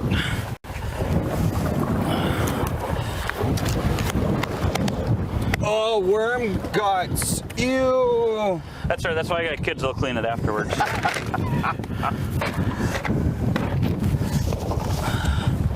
Ripping wraps. Ooh, everybody come look. You had cookies in there that whole time? I had kids in the boat yesterday. What do you expect? Man, this guy has cookies. Ooh, interesting. What would you like? Interesting. Are you sure? I don't know. What would you? Oh, you're more than welcome to pick what you would like. No, go for it. Bad lipstick. Look at that assortment. That is pretty. Worm poop on my phone.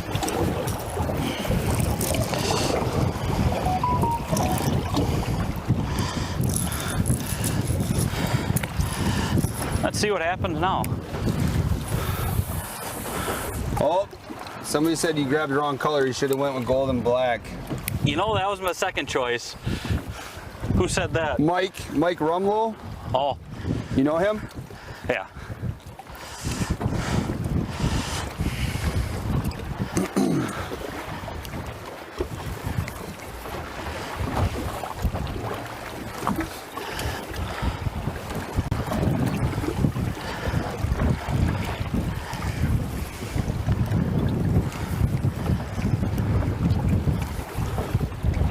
Your fans are leaving you.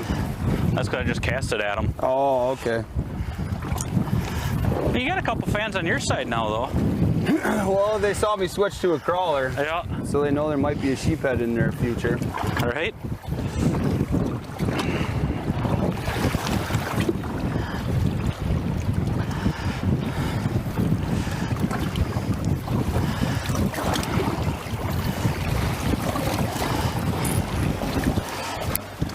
So just give me a heads up, like when you want to move, All right. because then we can we'll send it to a little commercial break. All right. We'll show everybody the awesome Sportomotive commercial. Awesome Sportal commercial. Why don't we give it 3 minutes? 3 minutes. 3 minutes. Okay. 8:50.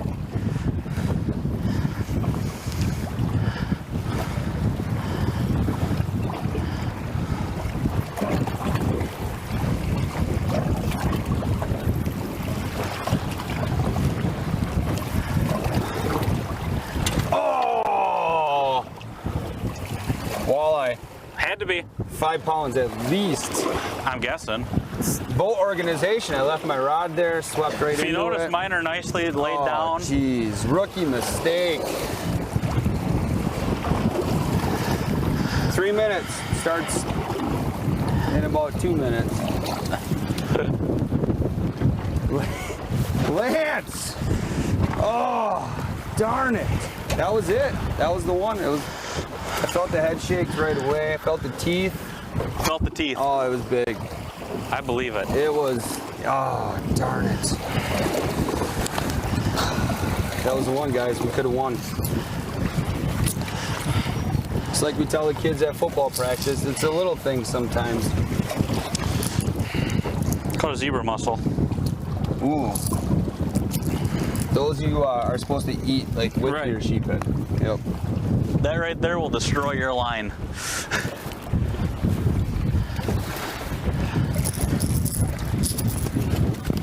Set the hook so hard I messed up my microphone.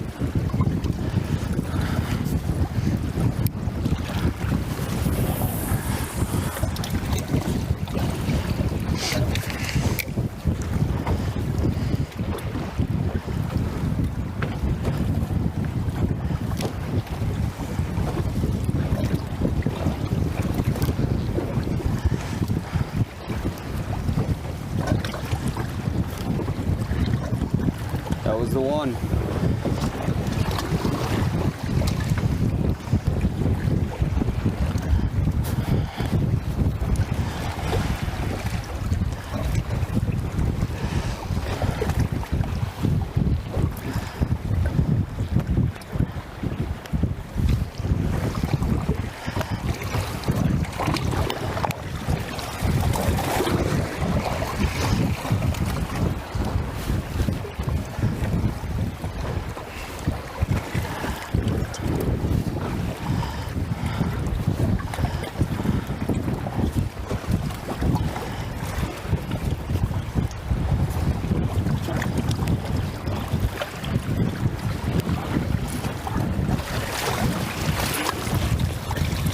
Remember my first time putting on a microphone just now.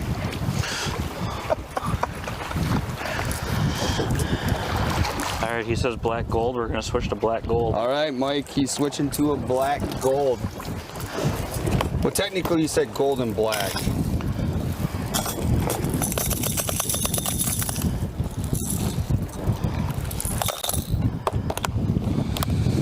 Oh, that was the one. It hurts. 5-pounder all day. Oh, I felt every single tooth on that one.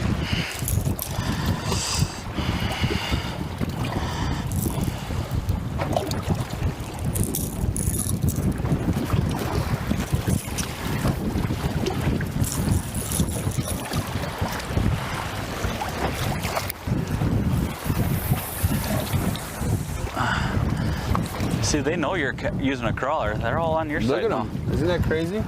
Frickin' bandwagon jumpers. You see that? Yeah.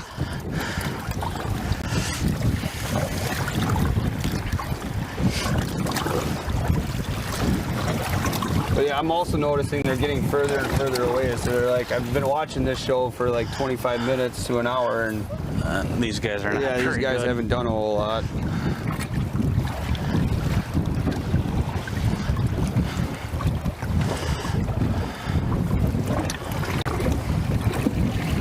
See that bite?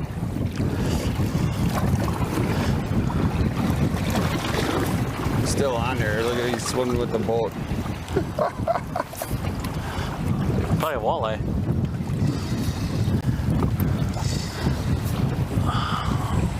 Bacon. Oh, Choke City. good eating. Choke City. I let him have it way too long. Suppose you want a pliers. I might be able to pop it out. There you go.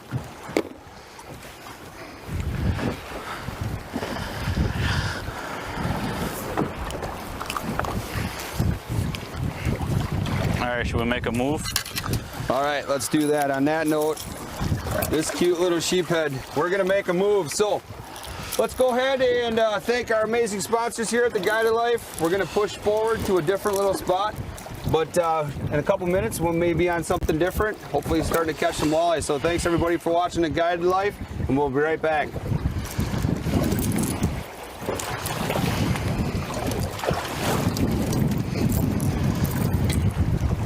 That's what happens when I don't pay Stop attention. into Sportamotive now and get that new Mercury outboard tracker or nitro fishing boat you've been wanting. We offer no haggle, no hassle pricing. Celebrating 36 years in business, we're Sportamotive, your authorized tracker boat dealer.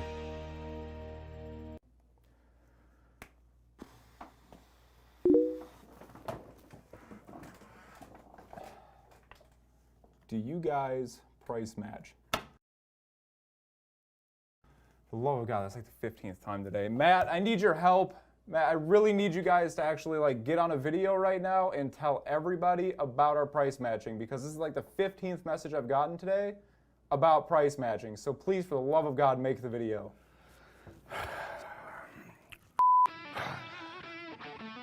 I don't understand it. I mean, day in, day out, nonstop.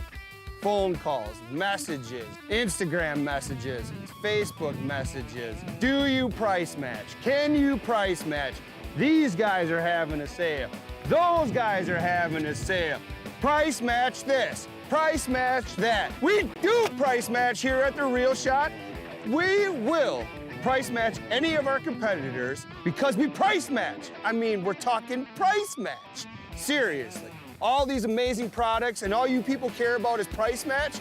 We do price match, and that's all I'm gonna say. Get into The Real Shot, bring a competitor's ad, and we will price match. I'm out of here.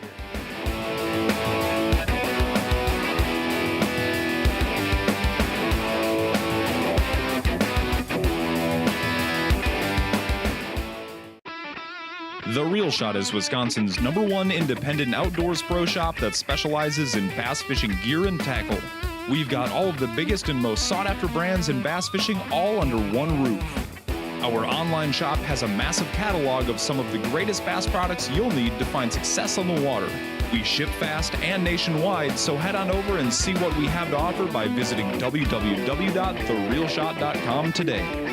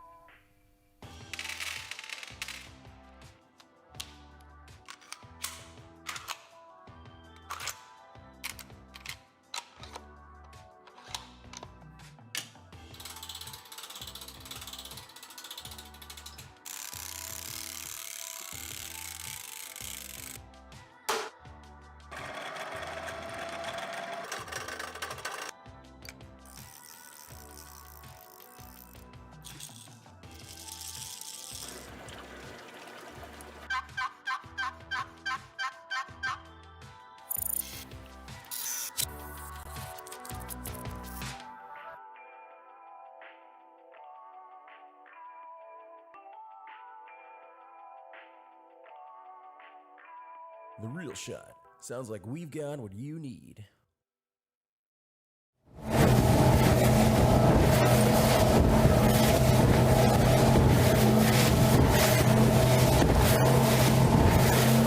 People are starting to see how rough it really is. Yeah.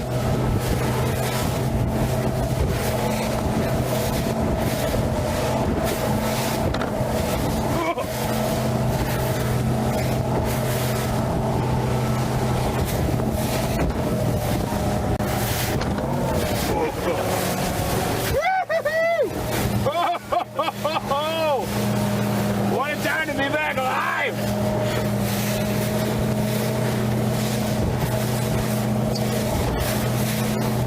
A little rough out here. We'll have to wipe your legs down after we stop. You know that little chamois cloth went? Yeah, it's on my pocket. Okay. It's all part of the experience. It's all part of...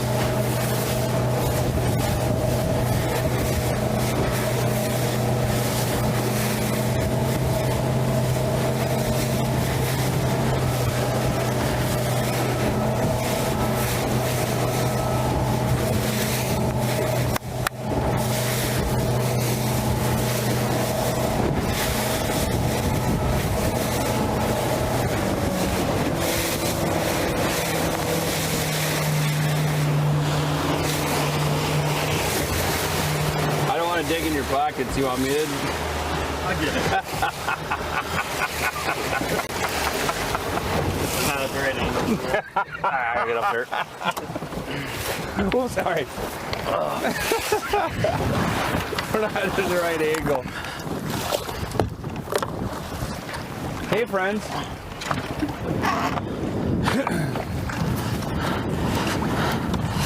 All right. quick little jaunt.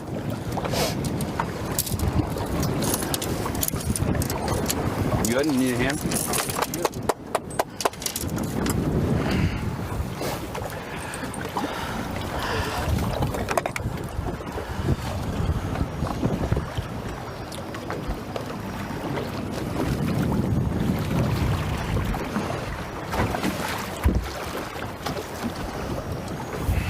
You still? Yep. Sure, you're good. You're good. Marvelous. All right, so where did we move to? We just moved a little bit more north to another rock pile. I'm gonna go back to the jig and crawler on this spot and see what we can do. All right, I'm gonna start back with this one. You used all my crawlers. Try to. That's a dozen crawlers gone already today. You went through a dozen already? Get in this.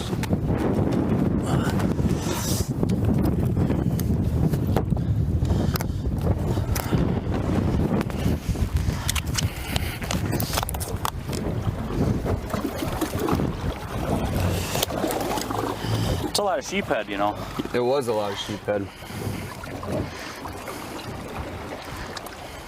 So Aaron, if you're listening, start a timer and put it on the screen for how long it takes before the pelicans find us again.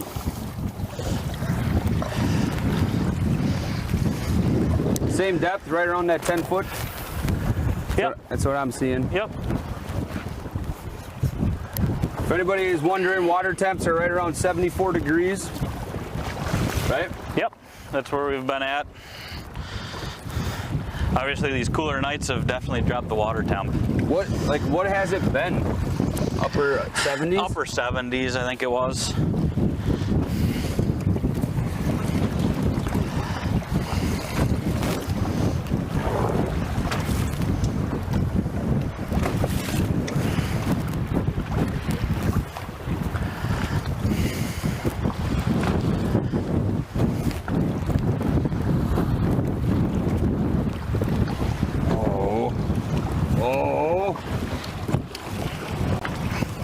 You're not getting a bite, are you? I was.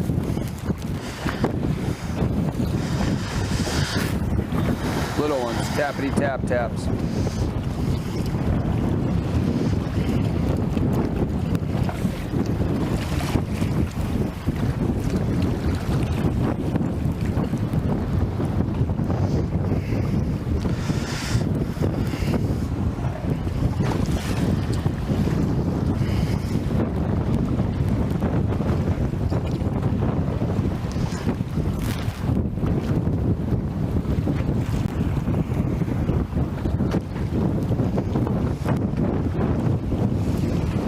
All right, everybody, so obviously we are back live here on Lake Winnebago with BJ from Sportamotive. Trying to stir up some Lake Winnebago walleyes. So far today we've caught, what do you think, about 8 or 9 sheephead? Yeah, something like that. That you at least had on, and then had a nice smallie on. Yep. No walleyes yet. Not a walleye yet.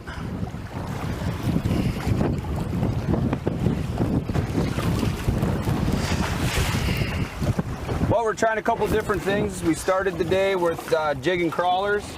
I'm trying a couple different artificial presentations. I'll show you that one in a second. Try to rip and wraps. Try to rip and wrap for a moment. A lot of you are suggesting shiver minnows and different things like that, so we appreciate all those. We just got to see where BJ keeps all his fine tackle, so now we can start rating it. Yeah, it's full.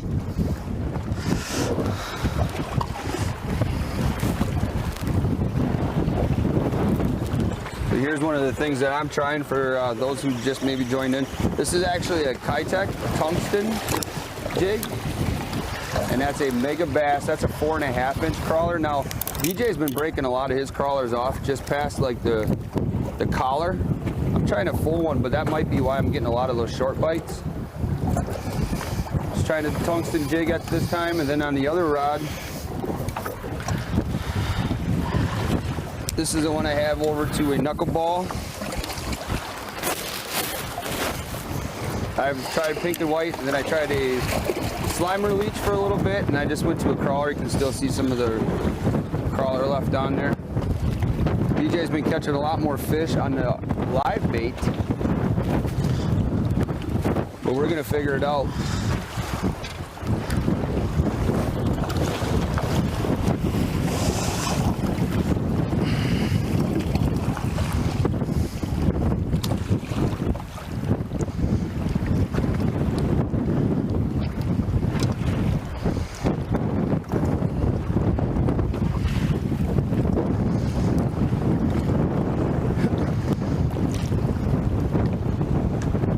So like, without saying names or without like any like super cool stories that have happened while working on somebody's boat?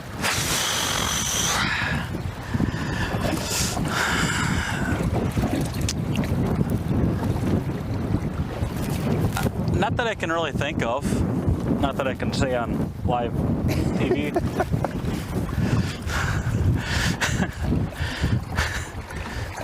Okay. Something I can talk to you later about. All right, well, that'll be the after hours show. Yeah. But let's just say there's some interesting things that you find in boats. Sometimes they're hidden when you're trying to run wires. Sometimes they're just laying out in the middle of on the floor. After a fun weekend, you never know what you're gonna find. You never know. Second time I came in when my frickin' jig was empty. Pink clean already?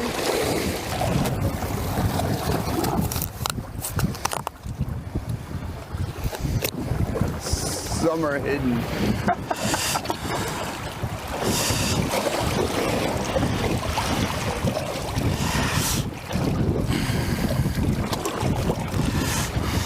Well, that's one of the cool things that I hear quite a bit about Sporto is, you know, the great customer service, you know, willing to help guys as much as you can before tournament days or, you know, something breaks. You know, we just had the MPFL was in town and you and I were talking and some of those guys were reaching out to you.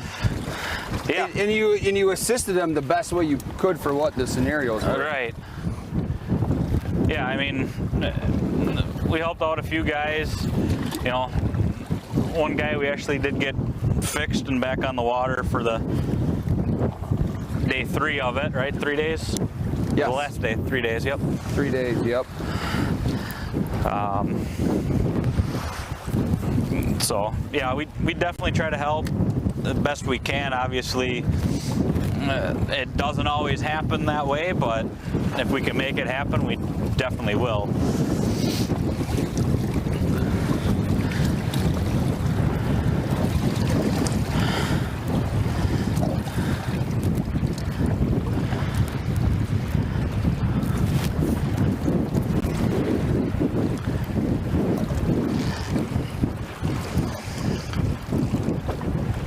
You know, we all understand that obviously you got money invested, you got time invested, days off of work invested to make a tournament happen, and you know, if something happens, you know, motor breaks or you know, battery issues or you know, all that stuff can happen. Now you guys can service pretty much anything, right? Anything Mercury outboard wise. And you're Mercury, Yep. okay. Or IO, I guess too, but yeah.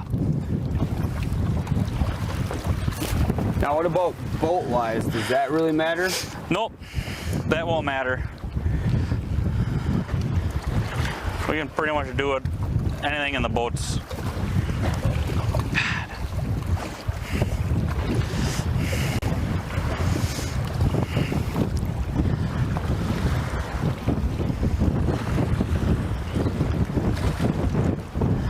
See, I start talking again and I miss my bites.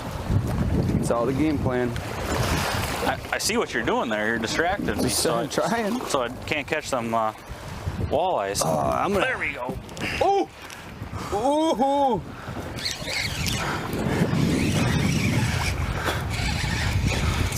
So let me know if you want me to grab the net. If you want to grab the net, you can. Grab the eagle. Does it matter which one? You got 3 of them in here. I only got 2. Nice farm animal again. Oh, I'm not even in net that. You don't have to net that. I can if you want me to. I just know you wanted to grab the net. I did. You've been waiting all day for that. Well, that's what friends do for friends when they catch a big farm animals. Right.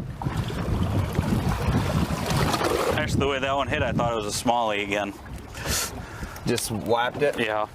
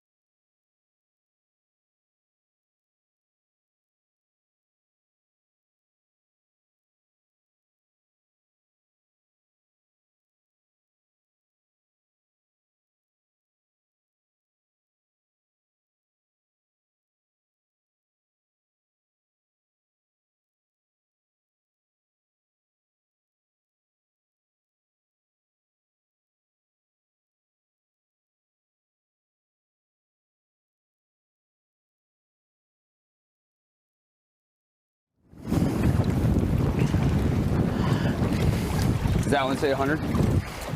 Okay. Battery died because I took my shoes off and couldn't handle the smell. That's the nice thing about this, though. Padded carpet. Oh, it's so nice. It's nice and cushy. It's more comfortable than my flip-flops were.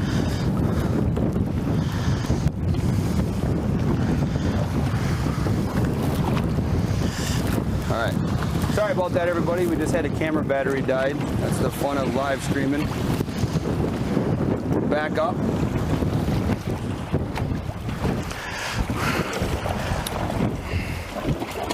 So I'm gonna open up my phone again and check the chat. Maybe people got some questions for BJ about Sportamotive, or if you want to go out with BJ and catch a mess of sheephead, how you can get a hold of him.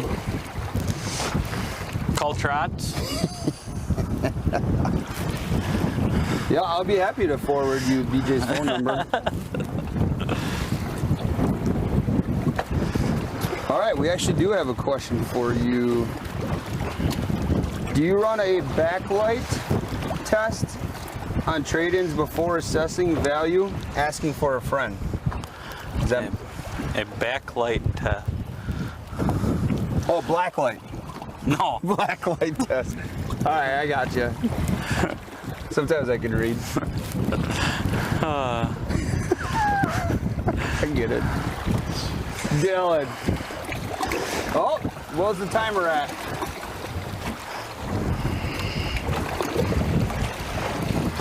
I was like, what is it? What is that?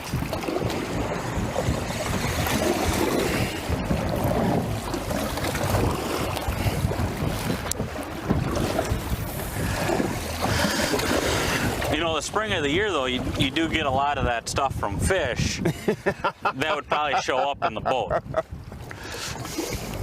Yeah, so the sky is up here and water's down there. Leave it up to Dylan.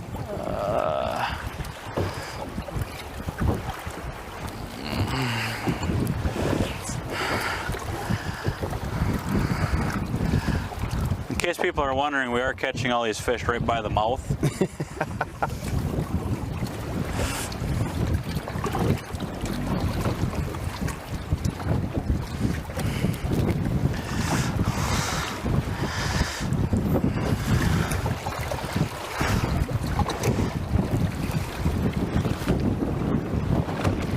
Yeah, in case they want to come out and try to catch all these sheephead for us. Correct.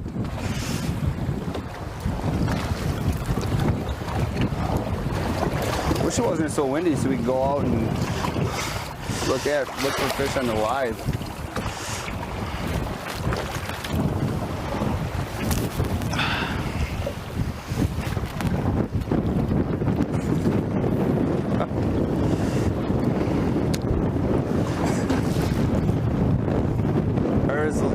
talked about, Lance. I'm Ron Burgundy, man. I read whatever people put on there. This is true. I'm Ron Burgundy. That's good to know. I'm gonna start typing all kinds of cool stuff for you during your commentating. Yeah.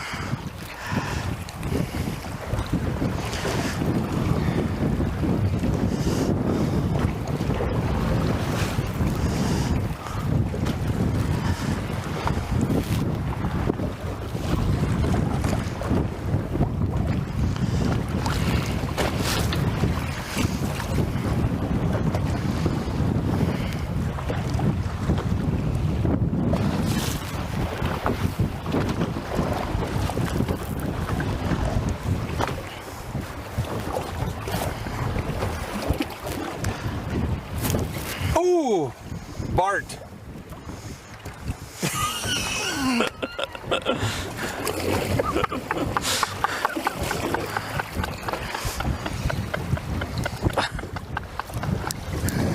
Just wait for it, Dave. Just wait for it. It didn't even take him a second. Oh, that was awesome. Yeah, I may have gotten an email.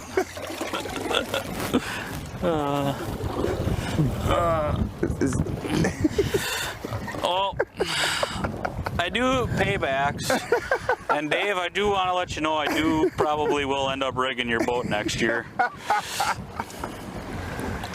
Oh, that's awesome. I think there's another one.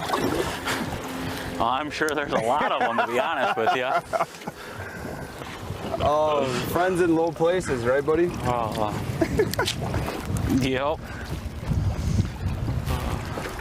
Here we go. I just popped it off a rock. Now you just wait.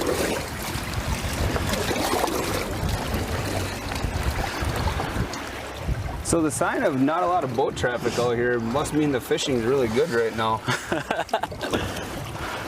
There was a lot of people out yesterday. Was it really? Yeah. Well, that's why we picked Tuesday. I mean, All right, people should be working anyway. right.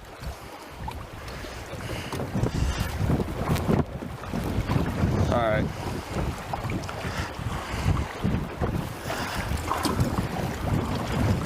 I'm gonna try the liquid leech back on this spot for a little bit. I think I'm gonna slide back just a little bit here on this reef. Okay. This guy's got all kinds of goodies up in here. He's got chips in this one. I told you, I took 3 kids out yesterday. And if you can't keep them entertained.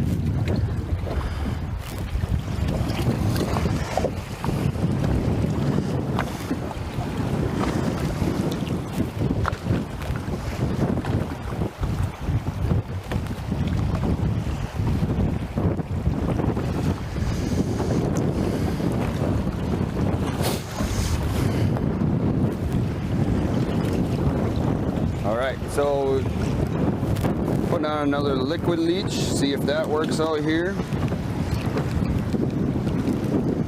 Still alive.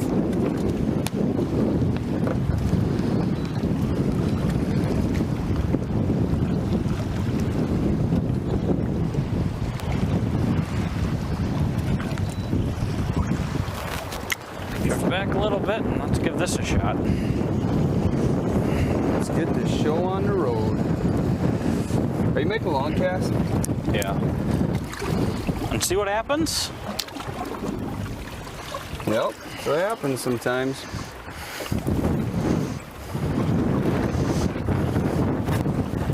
I gotta capitalize on them. Apparently I can't. Probably a little perch nibbling her off. When those sheephead do that though,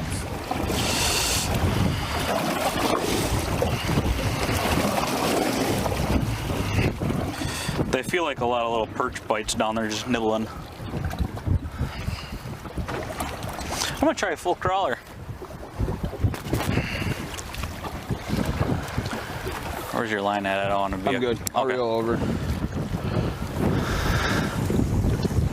I'm gonna work it the opposite way. I'm gonna cast into the wind. All right. can't work any worse, right?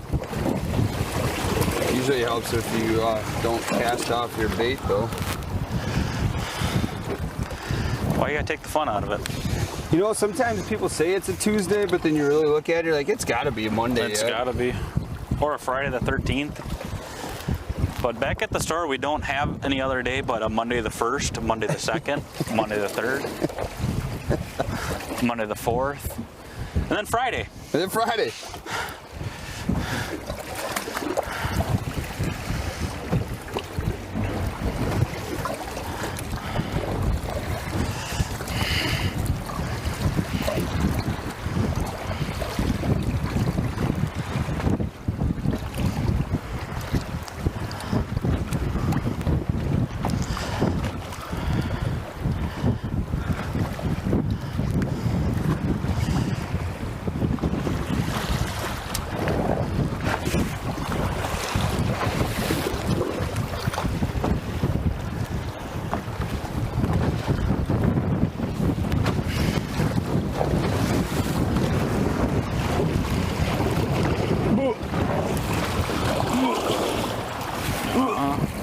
Side of the boat's over there.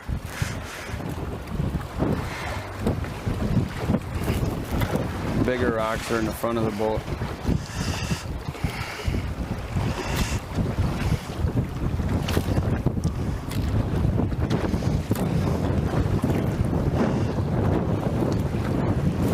Get a little hung up.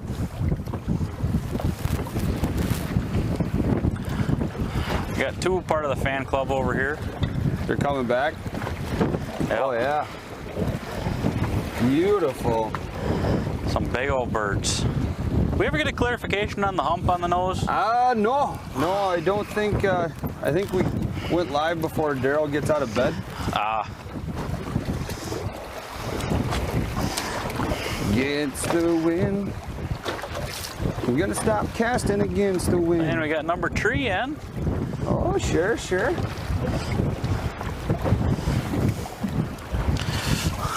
Oh, I see what you're doing there.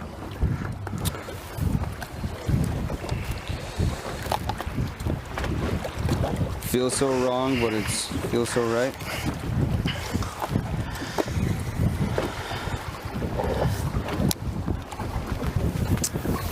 Ooh, maybe a Ned rig.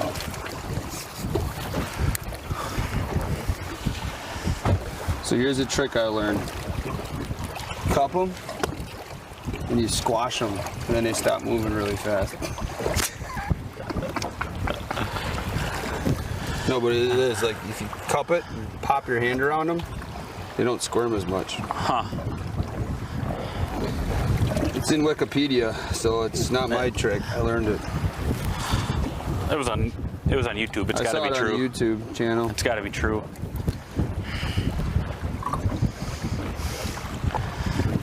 FYI for people, everything on YouTube is not always true. Come on.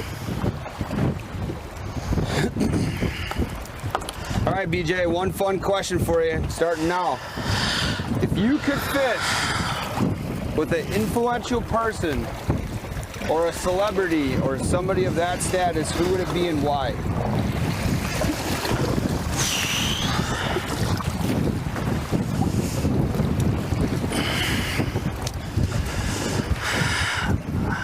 Boy, that's a tough one. I fish with quite a few good anglers out there. But I'd probably like to fish with Corey Sprangel. Okay. I think you could learn a lot from that guy. Now, if you could go head to head against somebody, who would it be and why?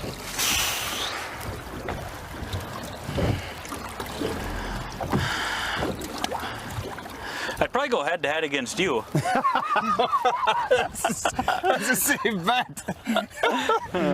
That's a safe bet. Yeah,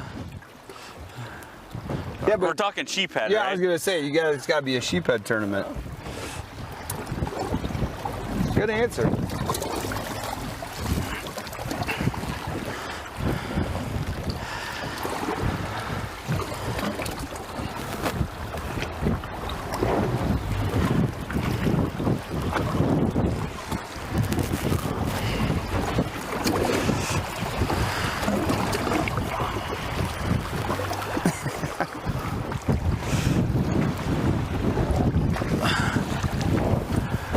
Do I have to answer the why part yet?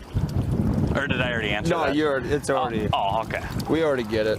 Okay, just checking. We already get it.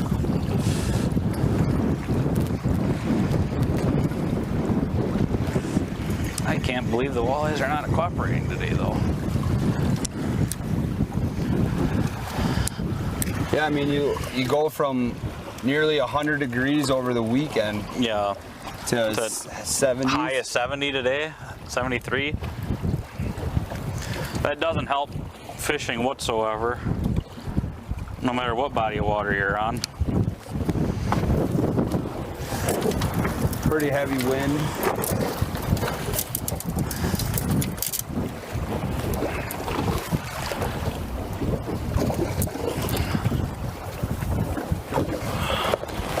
Now what are you going to? Blade bait.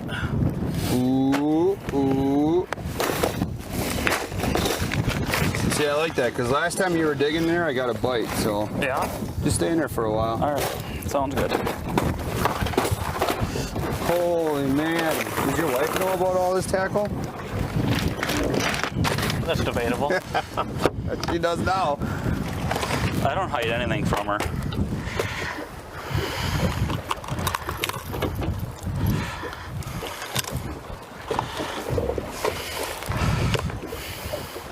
You do any custom colors or anything like that? You paint anything? These are all custom. I actually bought the mold to do all the molding myself, and then I got a guy that paints them. Nice. So. Whoa, did you see it? Whatever the heck, something huge just jumped back there.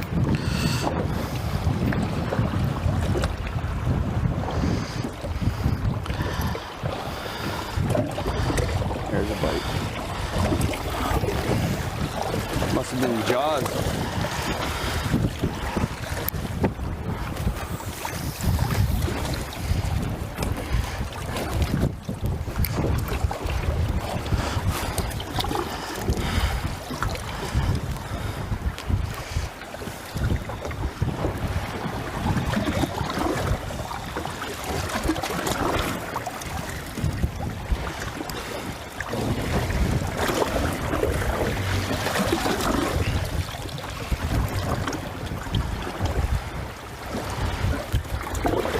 One thing with ripping blade baits is you want to use a good sensitive rod so you can feel that vibration.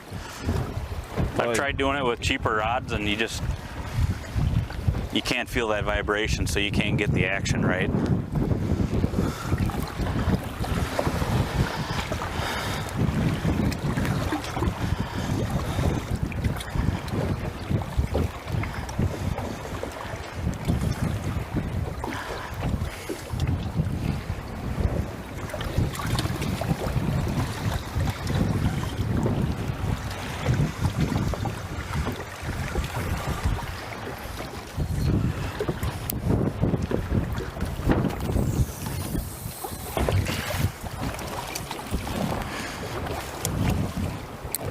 Catch one yet?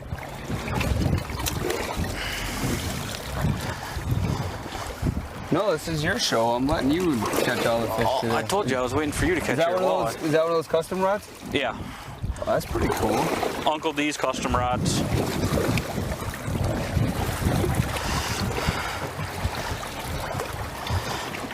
This is one I had him build me specifically for blade baits. So what power and action and all that good stuff for that one? This is, I believe it's considered a medium light also. Okay. Maybe a medium.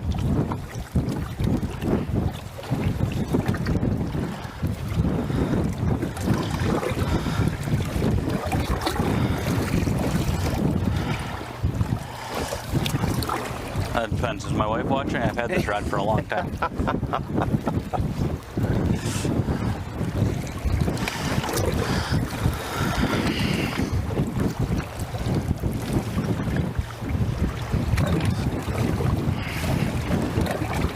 So yeah, the guy that builds these rods is the guy that does the Josie's Gift. Oh, okay. So all the money that he makes off of selling rods he puts back into the fund for Josie's Gifts to build rods for other kids then too.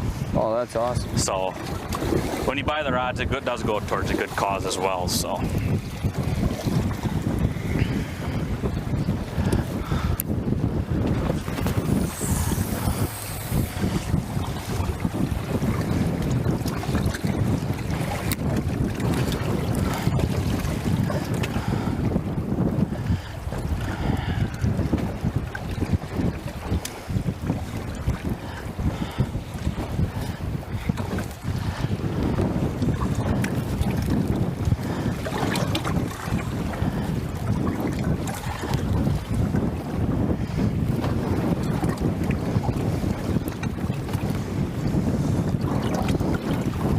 There we go.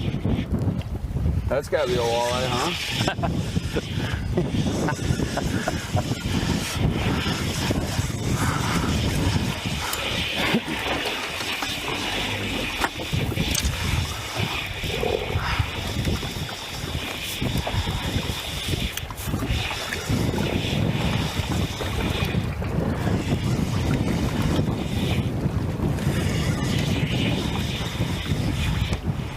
Oh, another sheephead.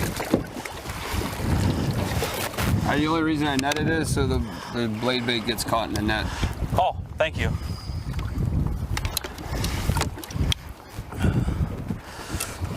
Well, the sheephead are definitely biting today. Aren't they always?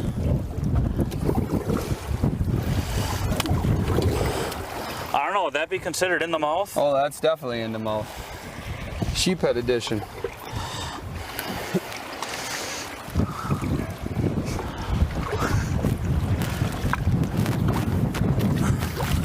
And right back down to the bottom. Sometimes it goes that way. That'd be a pretty good hit on that thing though, huh? Oh yeah. That's one thing when you're throwing a blade bait or any sort of bait like that. The fish are usually aggressive, so when they hit it hard. They know it. You know it. You know, when you're dragging a crawler, like what you're doing right now, it's more of a subtle bite, light bite.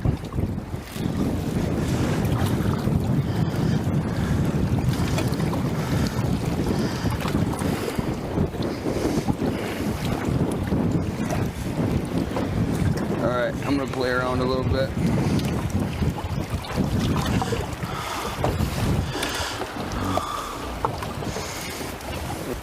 Let's see what we got. I didn't bring much.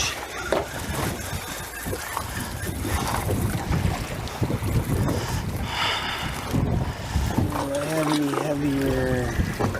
Let's go to.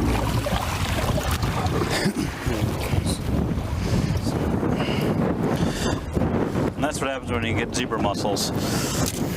Broke it off? Yeah. I got caught up on something.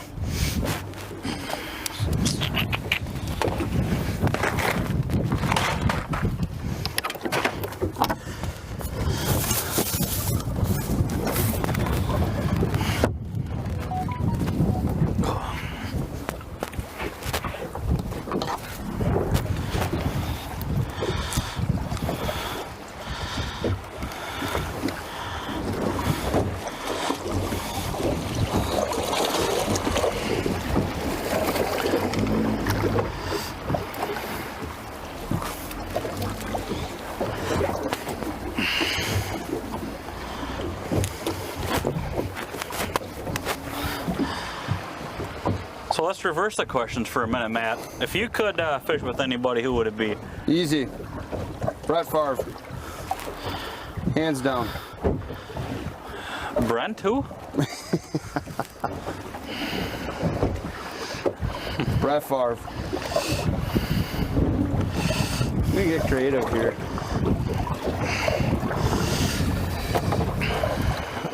That, or I would fish with Justin Timberlake.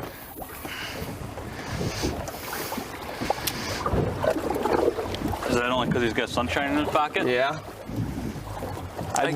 I would hope he would teach me some dance moves.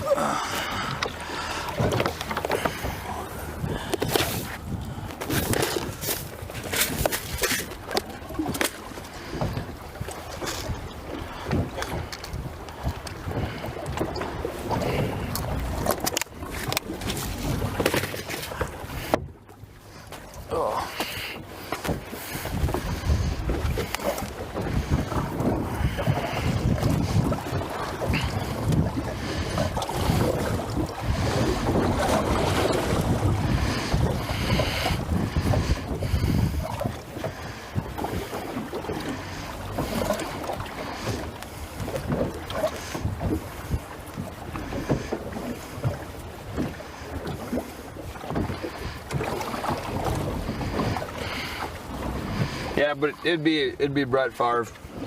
I don't know if it'd be fishing though. I think I'd rather go hunting with him. Yeah. I think he's a bigger hunter than fisherman, if I'm not mistaken. Yeah. I think it'd be a lot of fun to spend like a deer camp situation with him.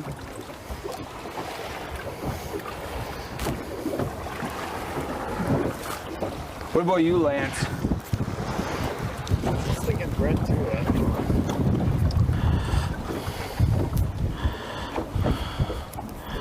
Oh, that went towards. If you could fish with one angler, who would it be? Like a professional. Yeah. I mean, you can say BJ if you want. Or Bartholomew.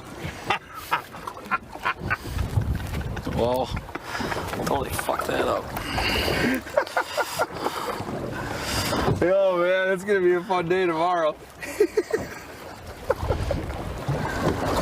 I should have taken money for that. Who would it be? It'd be hard not to go David, maybe. Or like Ike would be fun.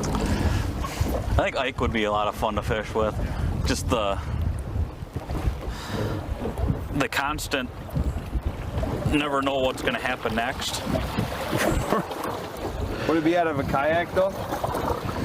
Yeah, a two-person. A two-person kayak? Kayak built for two? If I would fish that bad, I'd go that.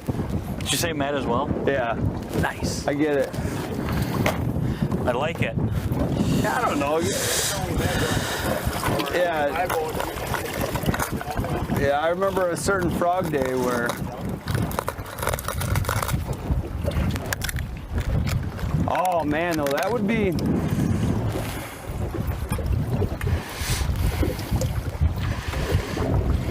So seriously, okay, if you had to go head to head against a walleye pro, BJ, who would it be?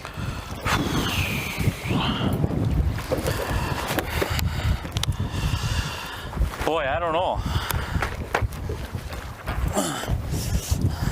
I think I'd get my butt whooped by just about all of them. But if you could pick the body of water? I'd probably take Bago because reading your bios, most of the people don't like Bago. It's true. So that's probably going to work in my favor. Right. I know I would not take RJ. He's a tough stick out here. Yep. Well, really, pretty much for the local ones, I mean, all the guys that were in those are all top-notch sticks For this area. Yep. I mean, any one of those guys, I mean, is very successful out here.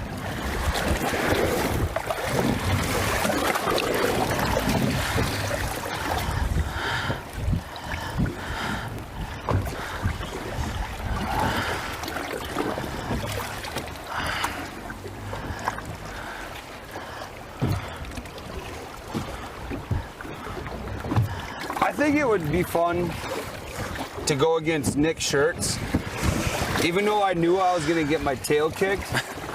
Yeah. But like, just to say you got beat by an angler like that. Yeah, I mean, if I would want to lose to an angler, any one of those guys, I mean, can win at any time. Oh, but yeah. if I'm going to lose to somebody, I'm hoping that they at least make it to the championship round.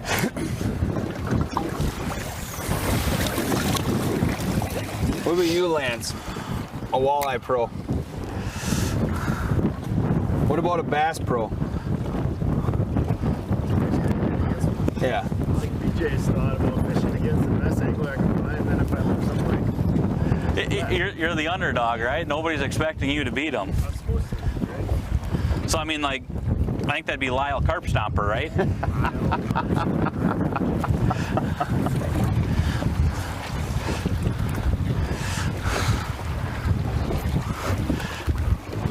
Or Gaga himself. Oh. Andy's a pretty methodical fisherman. Like, you know, everything's got to be in its certain place, and yeah.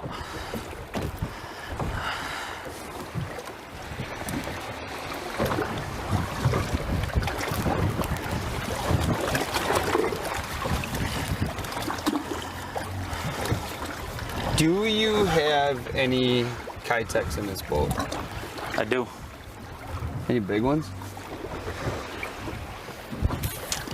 Let me look, see what I got. So often I've watched that work this year. That's something in the front here. I got this one here.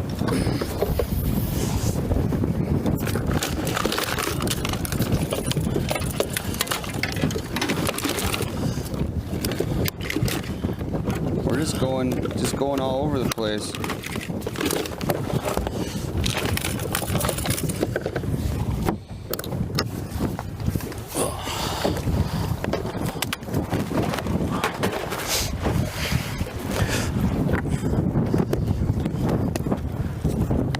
Nice. Ooh, some Googans in there even? What flavor would you like, sir? All right, I can dig around. Thank you. Just don't zoom in on the take there. Yeah. So don't zoom in on the tags, just so you know.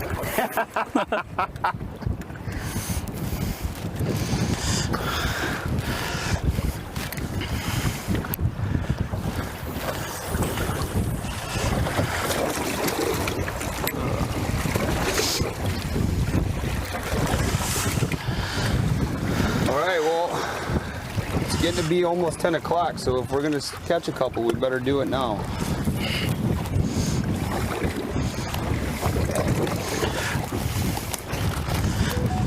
You catch something on one of them, you maybe get me a little more faith in them. As you can see, the packages have not been opened.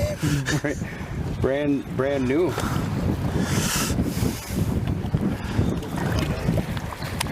Oh, did I hit the light? Yep. Clap on.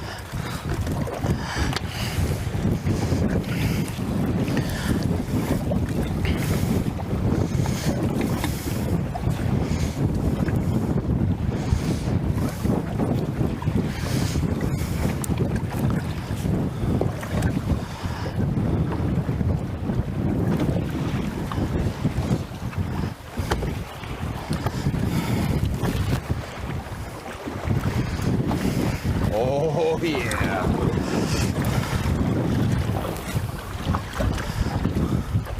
Now we're cooking with peanut oil. Are you ready? I'm ready. Okay.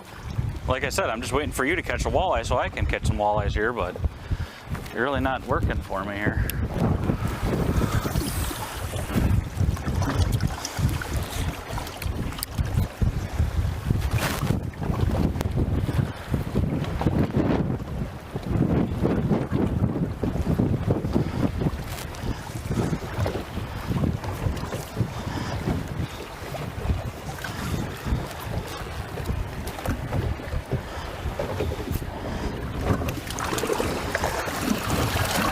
So I've actually been doing this on a lot of lakes by me right now for largemouth. Okay. Just casting out a Kitech and just ripping it through the weeds in like 20 feet of water. And they're Nothing hammering big. them, huh? Oh, they're just crushing it. If we had more time, I got one other spot we could go do that at then.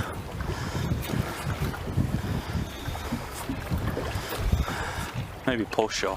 Post show. Post show. Okay.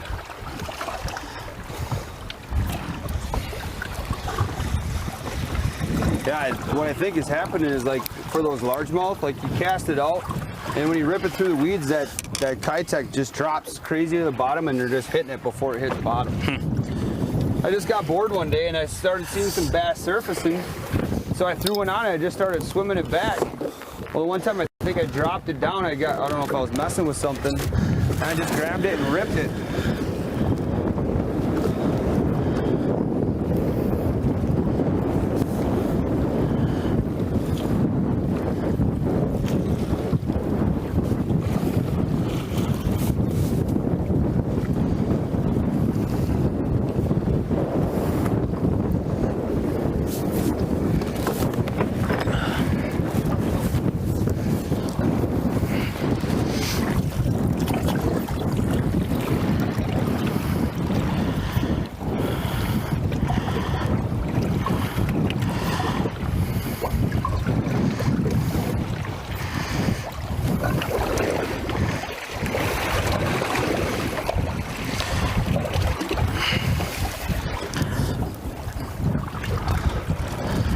So let me ask you this, Matt. How many times have you hooked your finger? Once. Once where it was bad enough that I had to get it removed. You? Once. Earlier this year. No, I was fishing with a couple buddies when we were in like middle school, and I caught a northern on a Rapala, and I went to grab it, and it just shook one time and buried it up to the, you know, past the barb. Sure.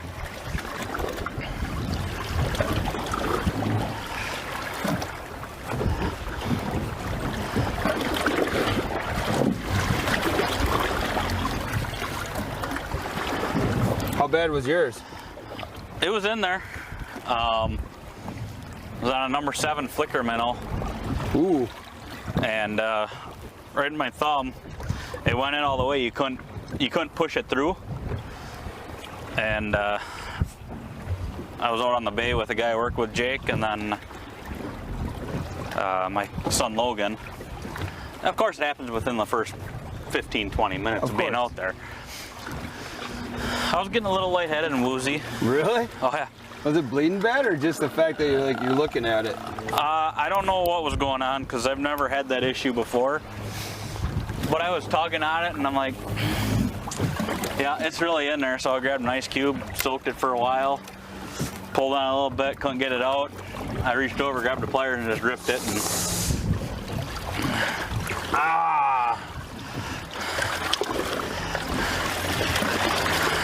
I heard the braid trick works. I've heard that. I've tried it before. I've seen people try it, and I haven't seen it actually work in person. Okay. But I know a lot of people say that's what works. Maybe one of the people that say it works, they could demonstrate for me. I'm sure there's a lot of YouTube videos on it. We'll put a hook in their finger first and have them show me how it's done. Yeah, I'm all right. I'll hard pass that day.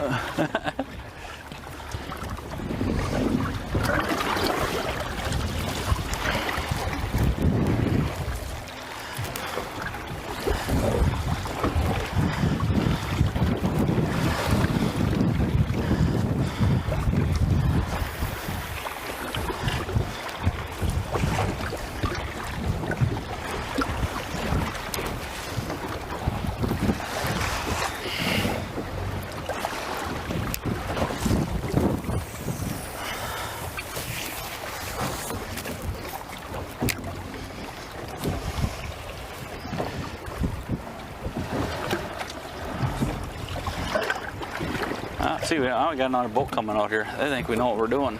Right. Well, because we have the pelicans.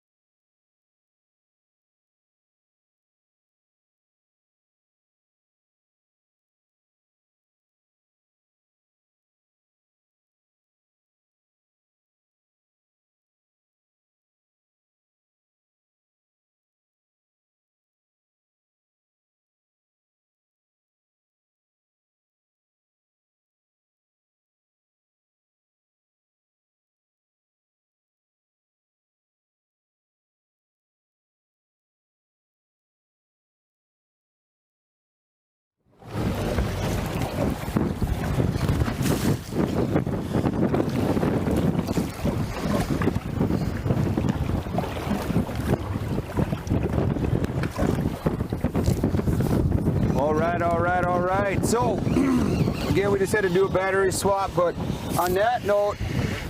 Walleye. Oh, really? Yeah. Just like that, never mind. Grab the net. Yeah.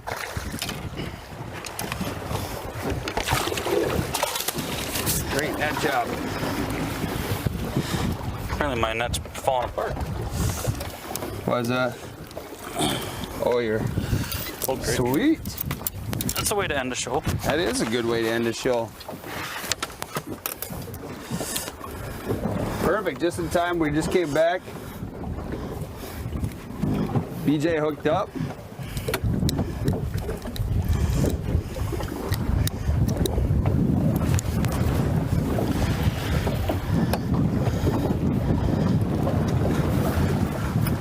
Put him on the stick. He's about 17 inches. Beautiful Winnebago walleye. Do you want to eat them, Matt? No, we're good, buddy.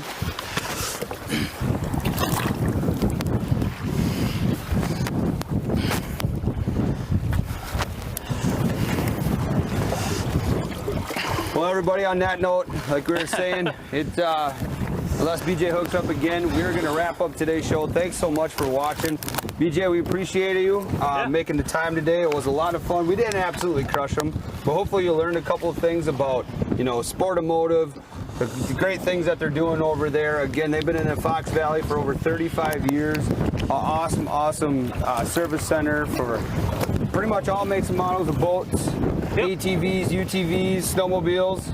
All the fun toys. All the fun toys. So go ahead and check them out. I believe it's, if I remember from my last year, it's sport-o-motive.com. Correct. Nailed it. Again, thanks so much to The Real Shot for bringing us the live coverage today, and again, providing majority of the tackle that we use today.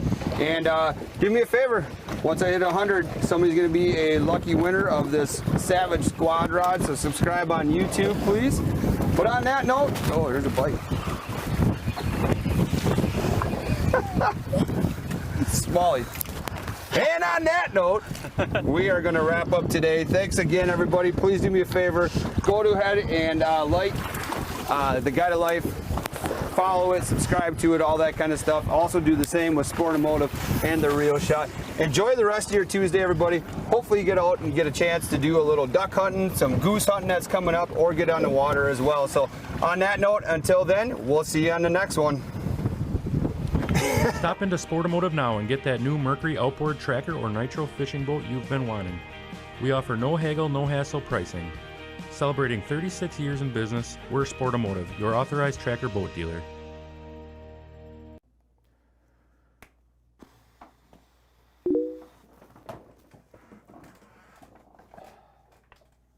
Do you guys price match?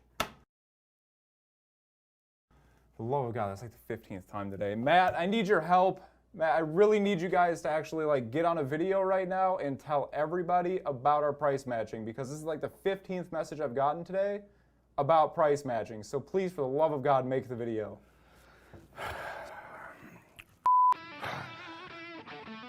I don't understand it. I mean, day in, day out, nonstop.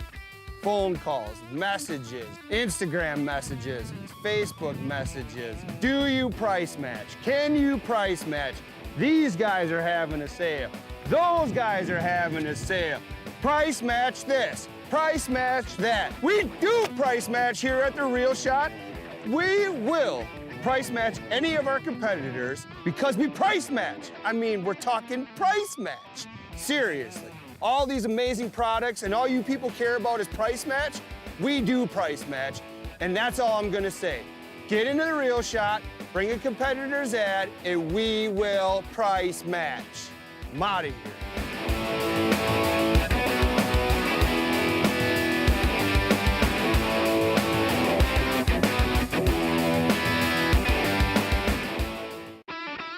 The Real Shot is Wisconsin's #1 independent outdoors pro shop that specializes in bass fishing gear and tackle. We've got all of the biggest and most sought-after brands in bass fishing all under one roof. Our online shop has a massive catalog of some of the greatest bass products you'll need to find success on the water. We ship fast and nationwide, so head on over and see what we have to offer by visiting www.therealshot.com today.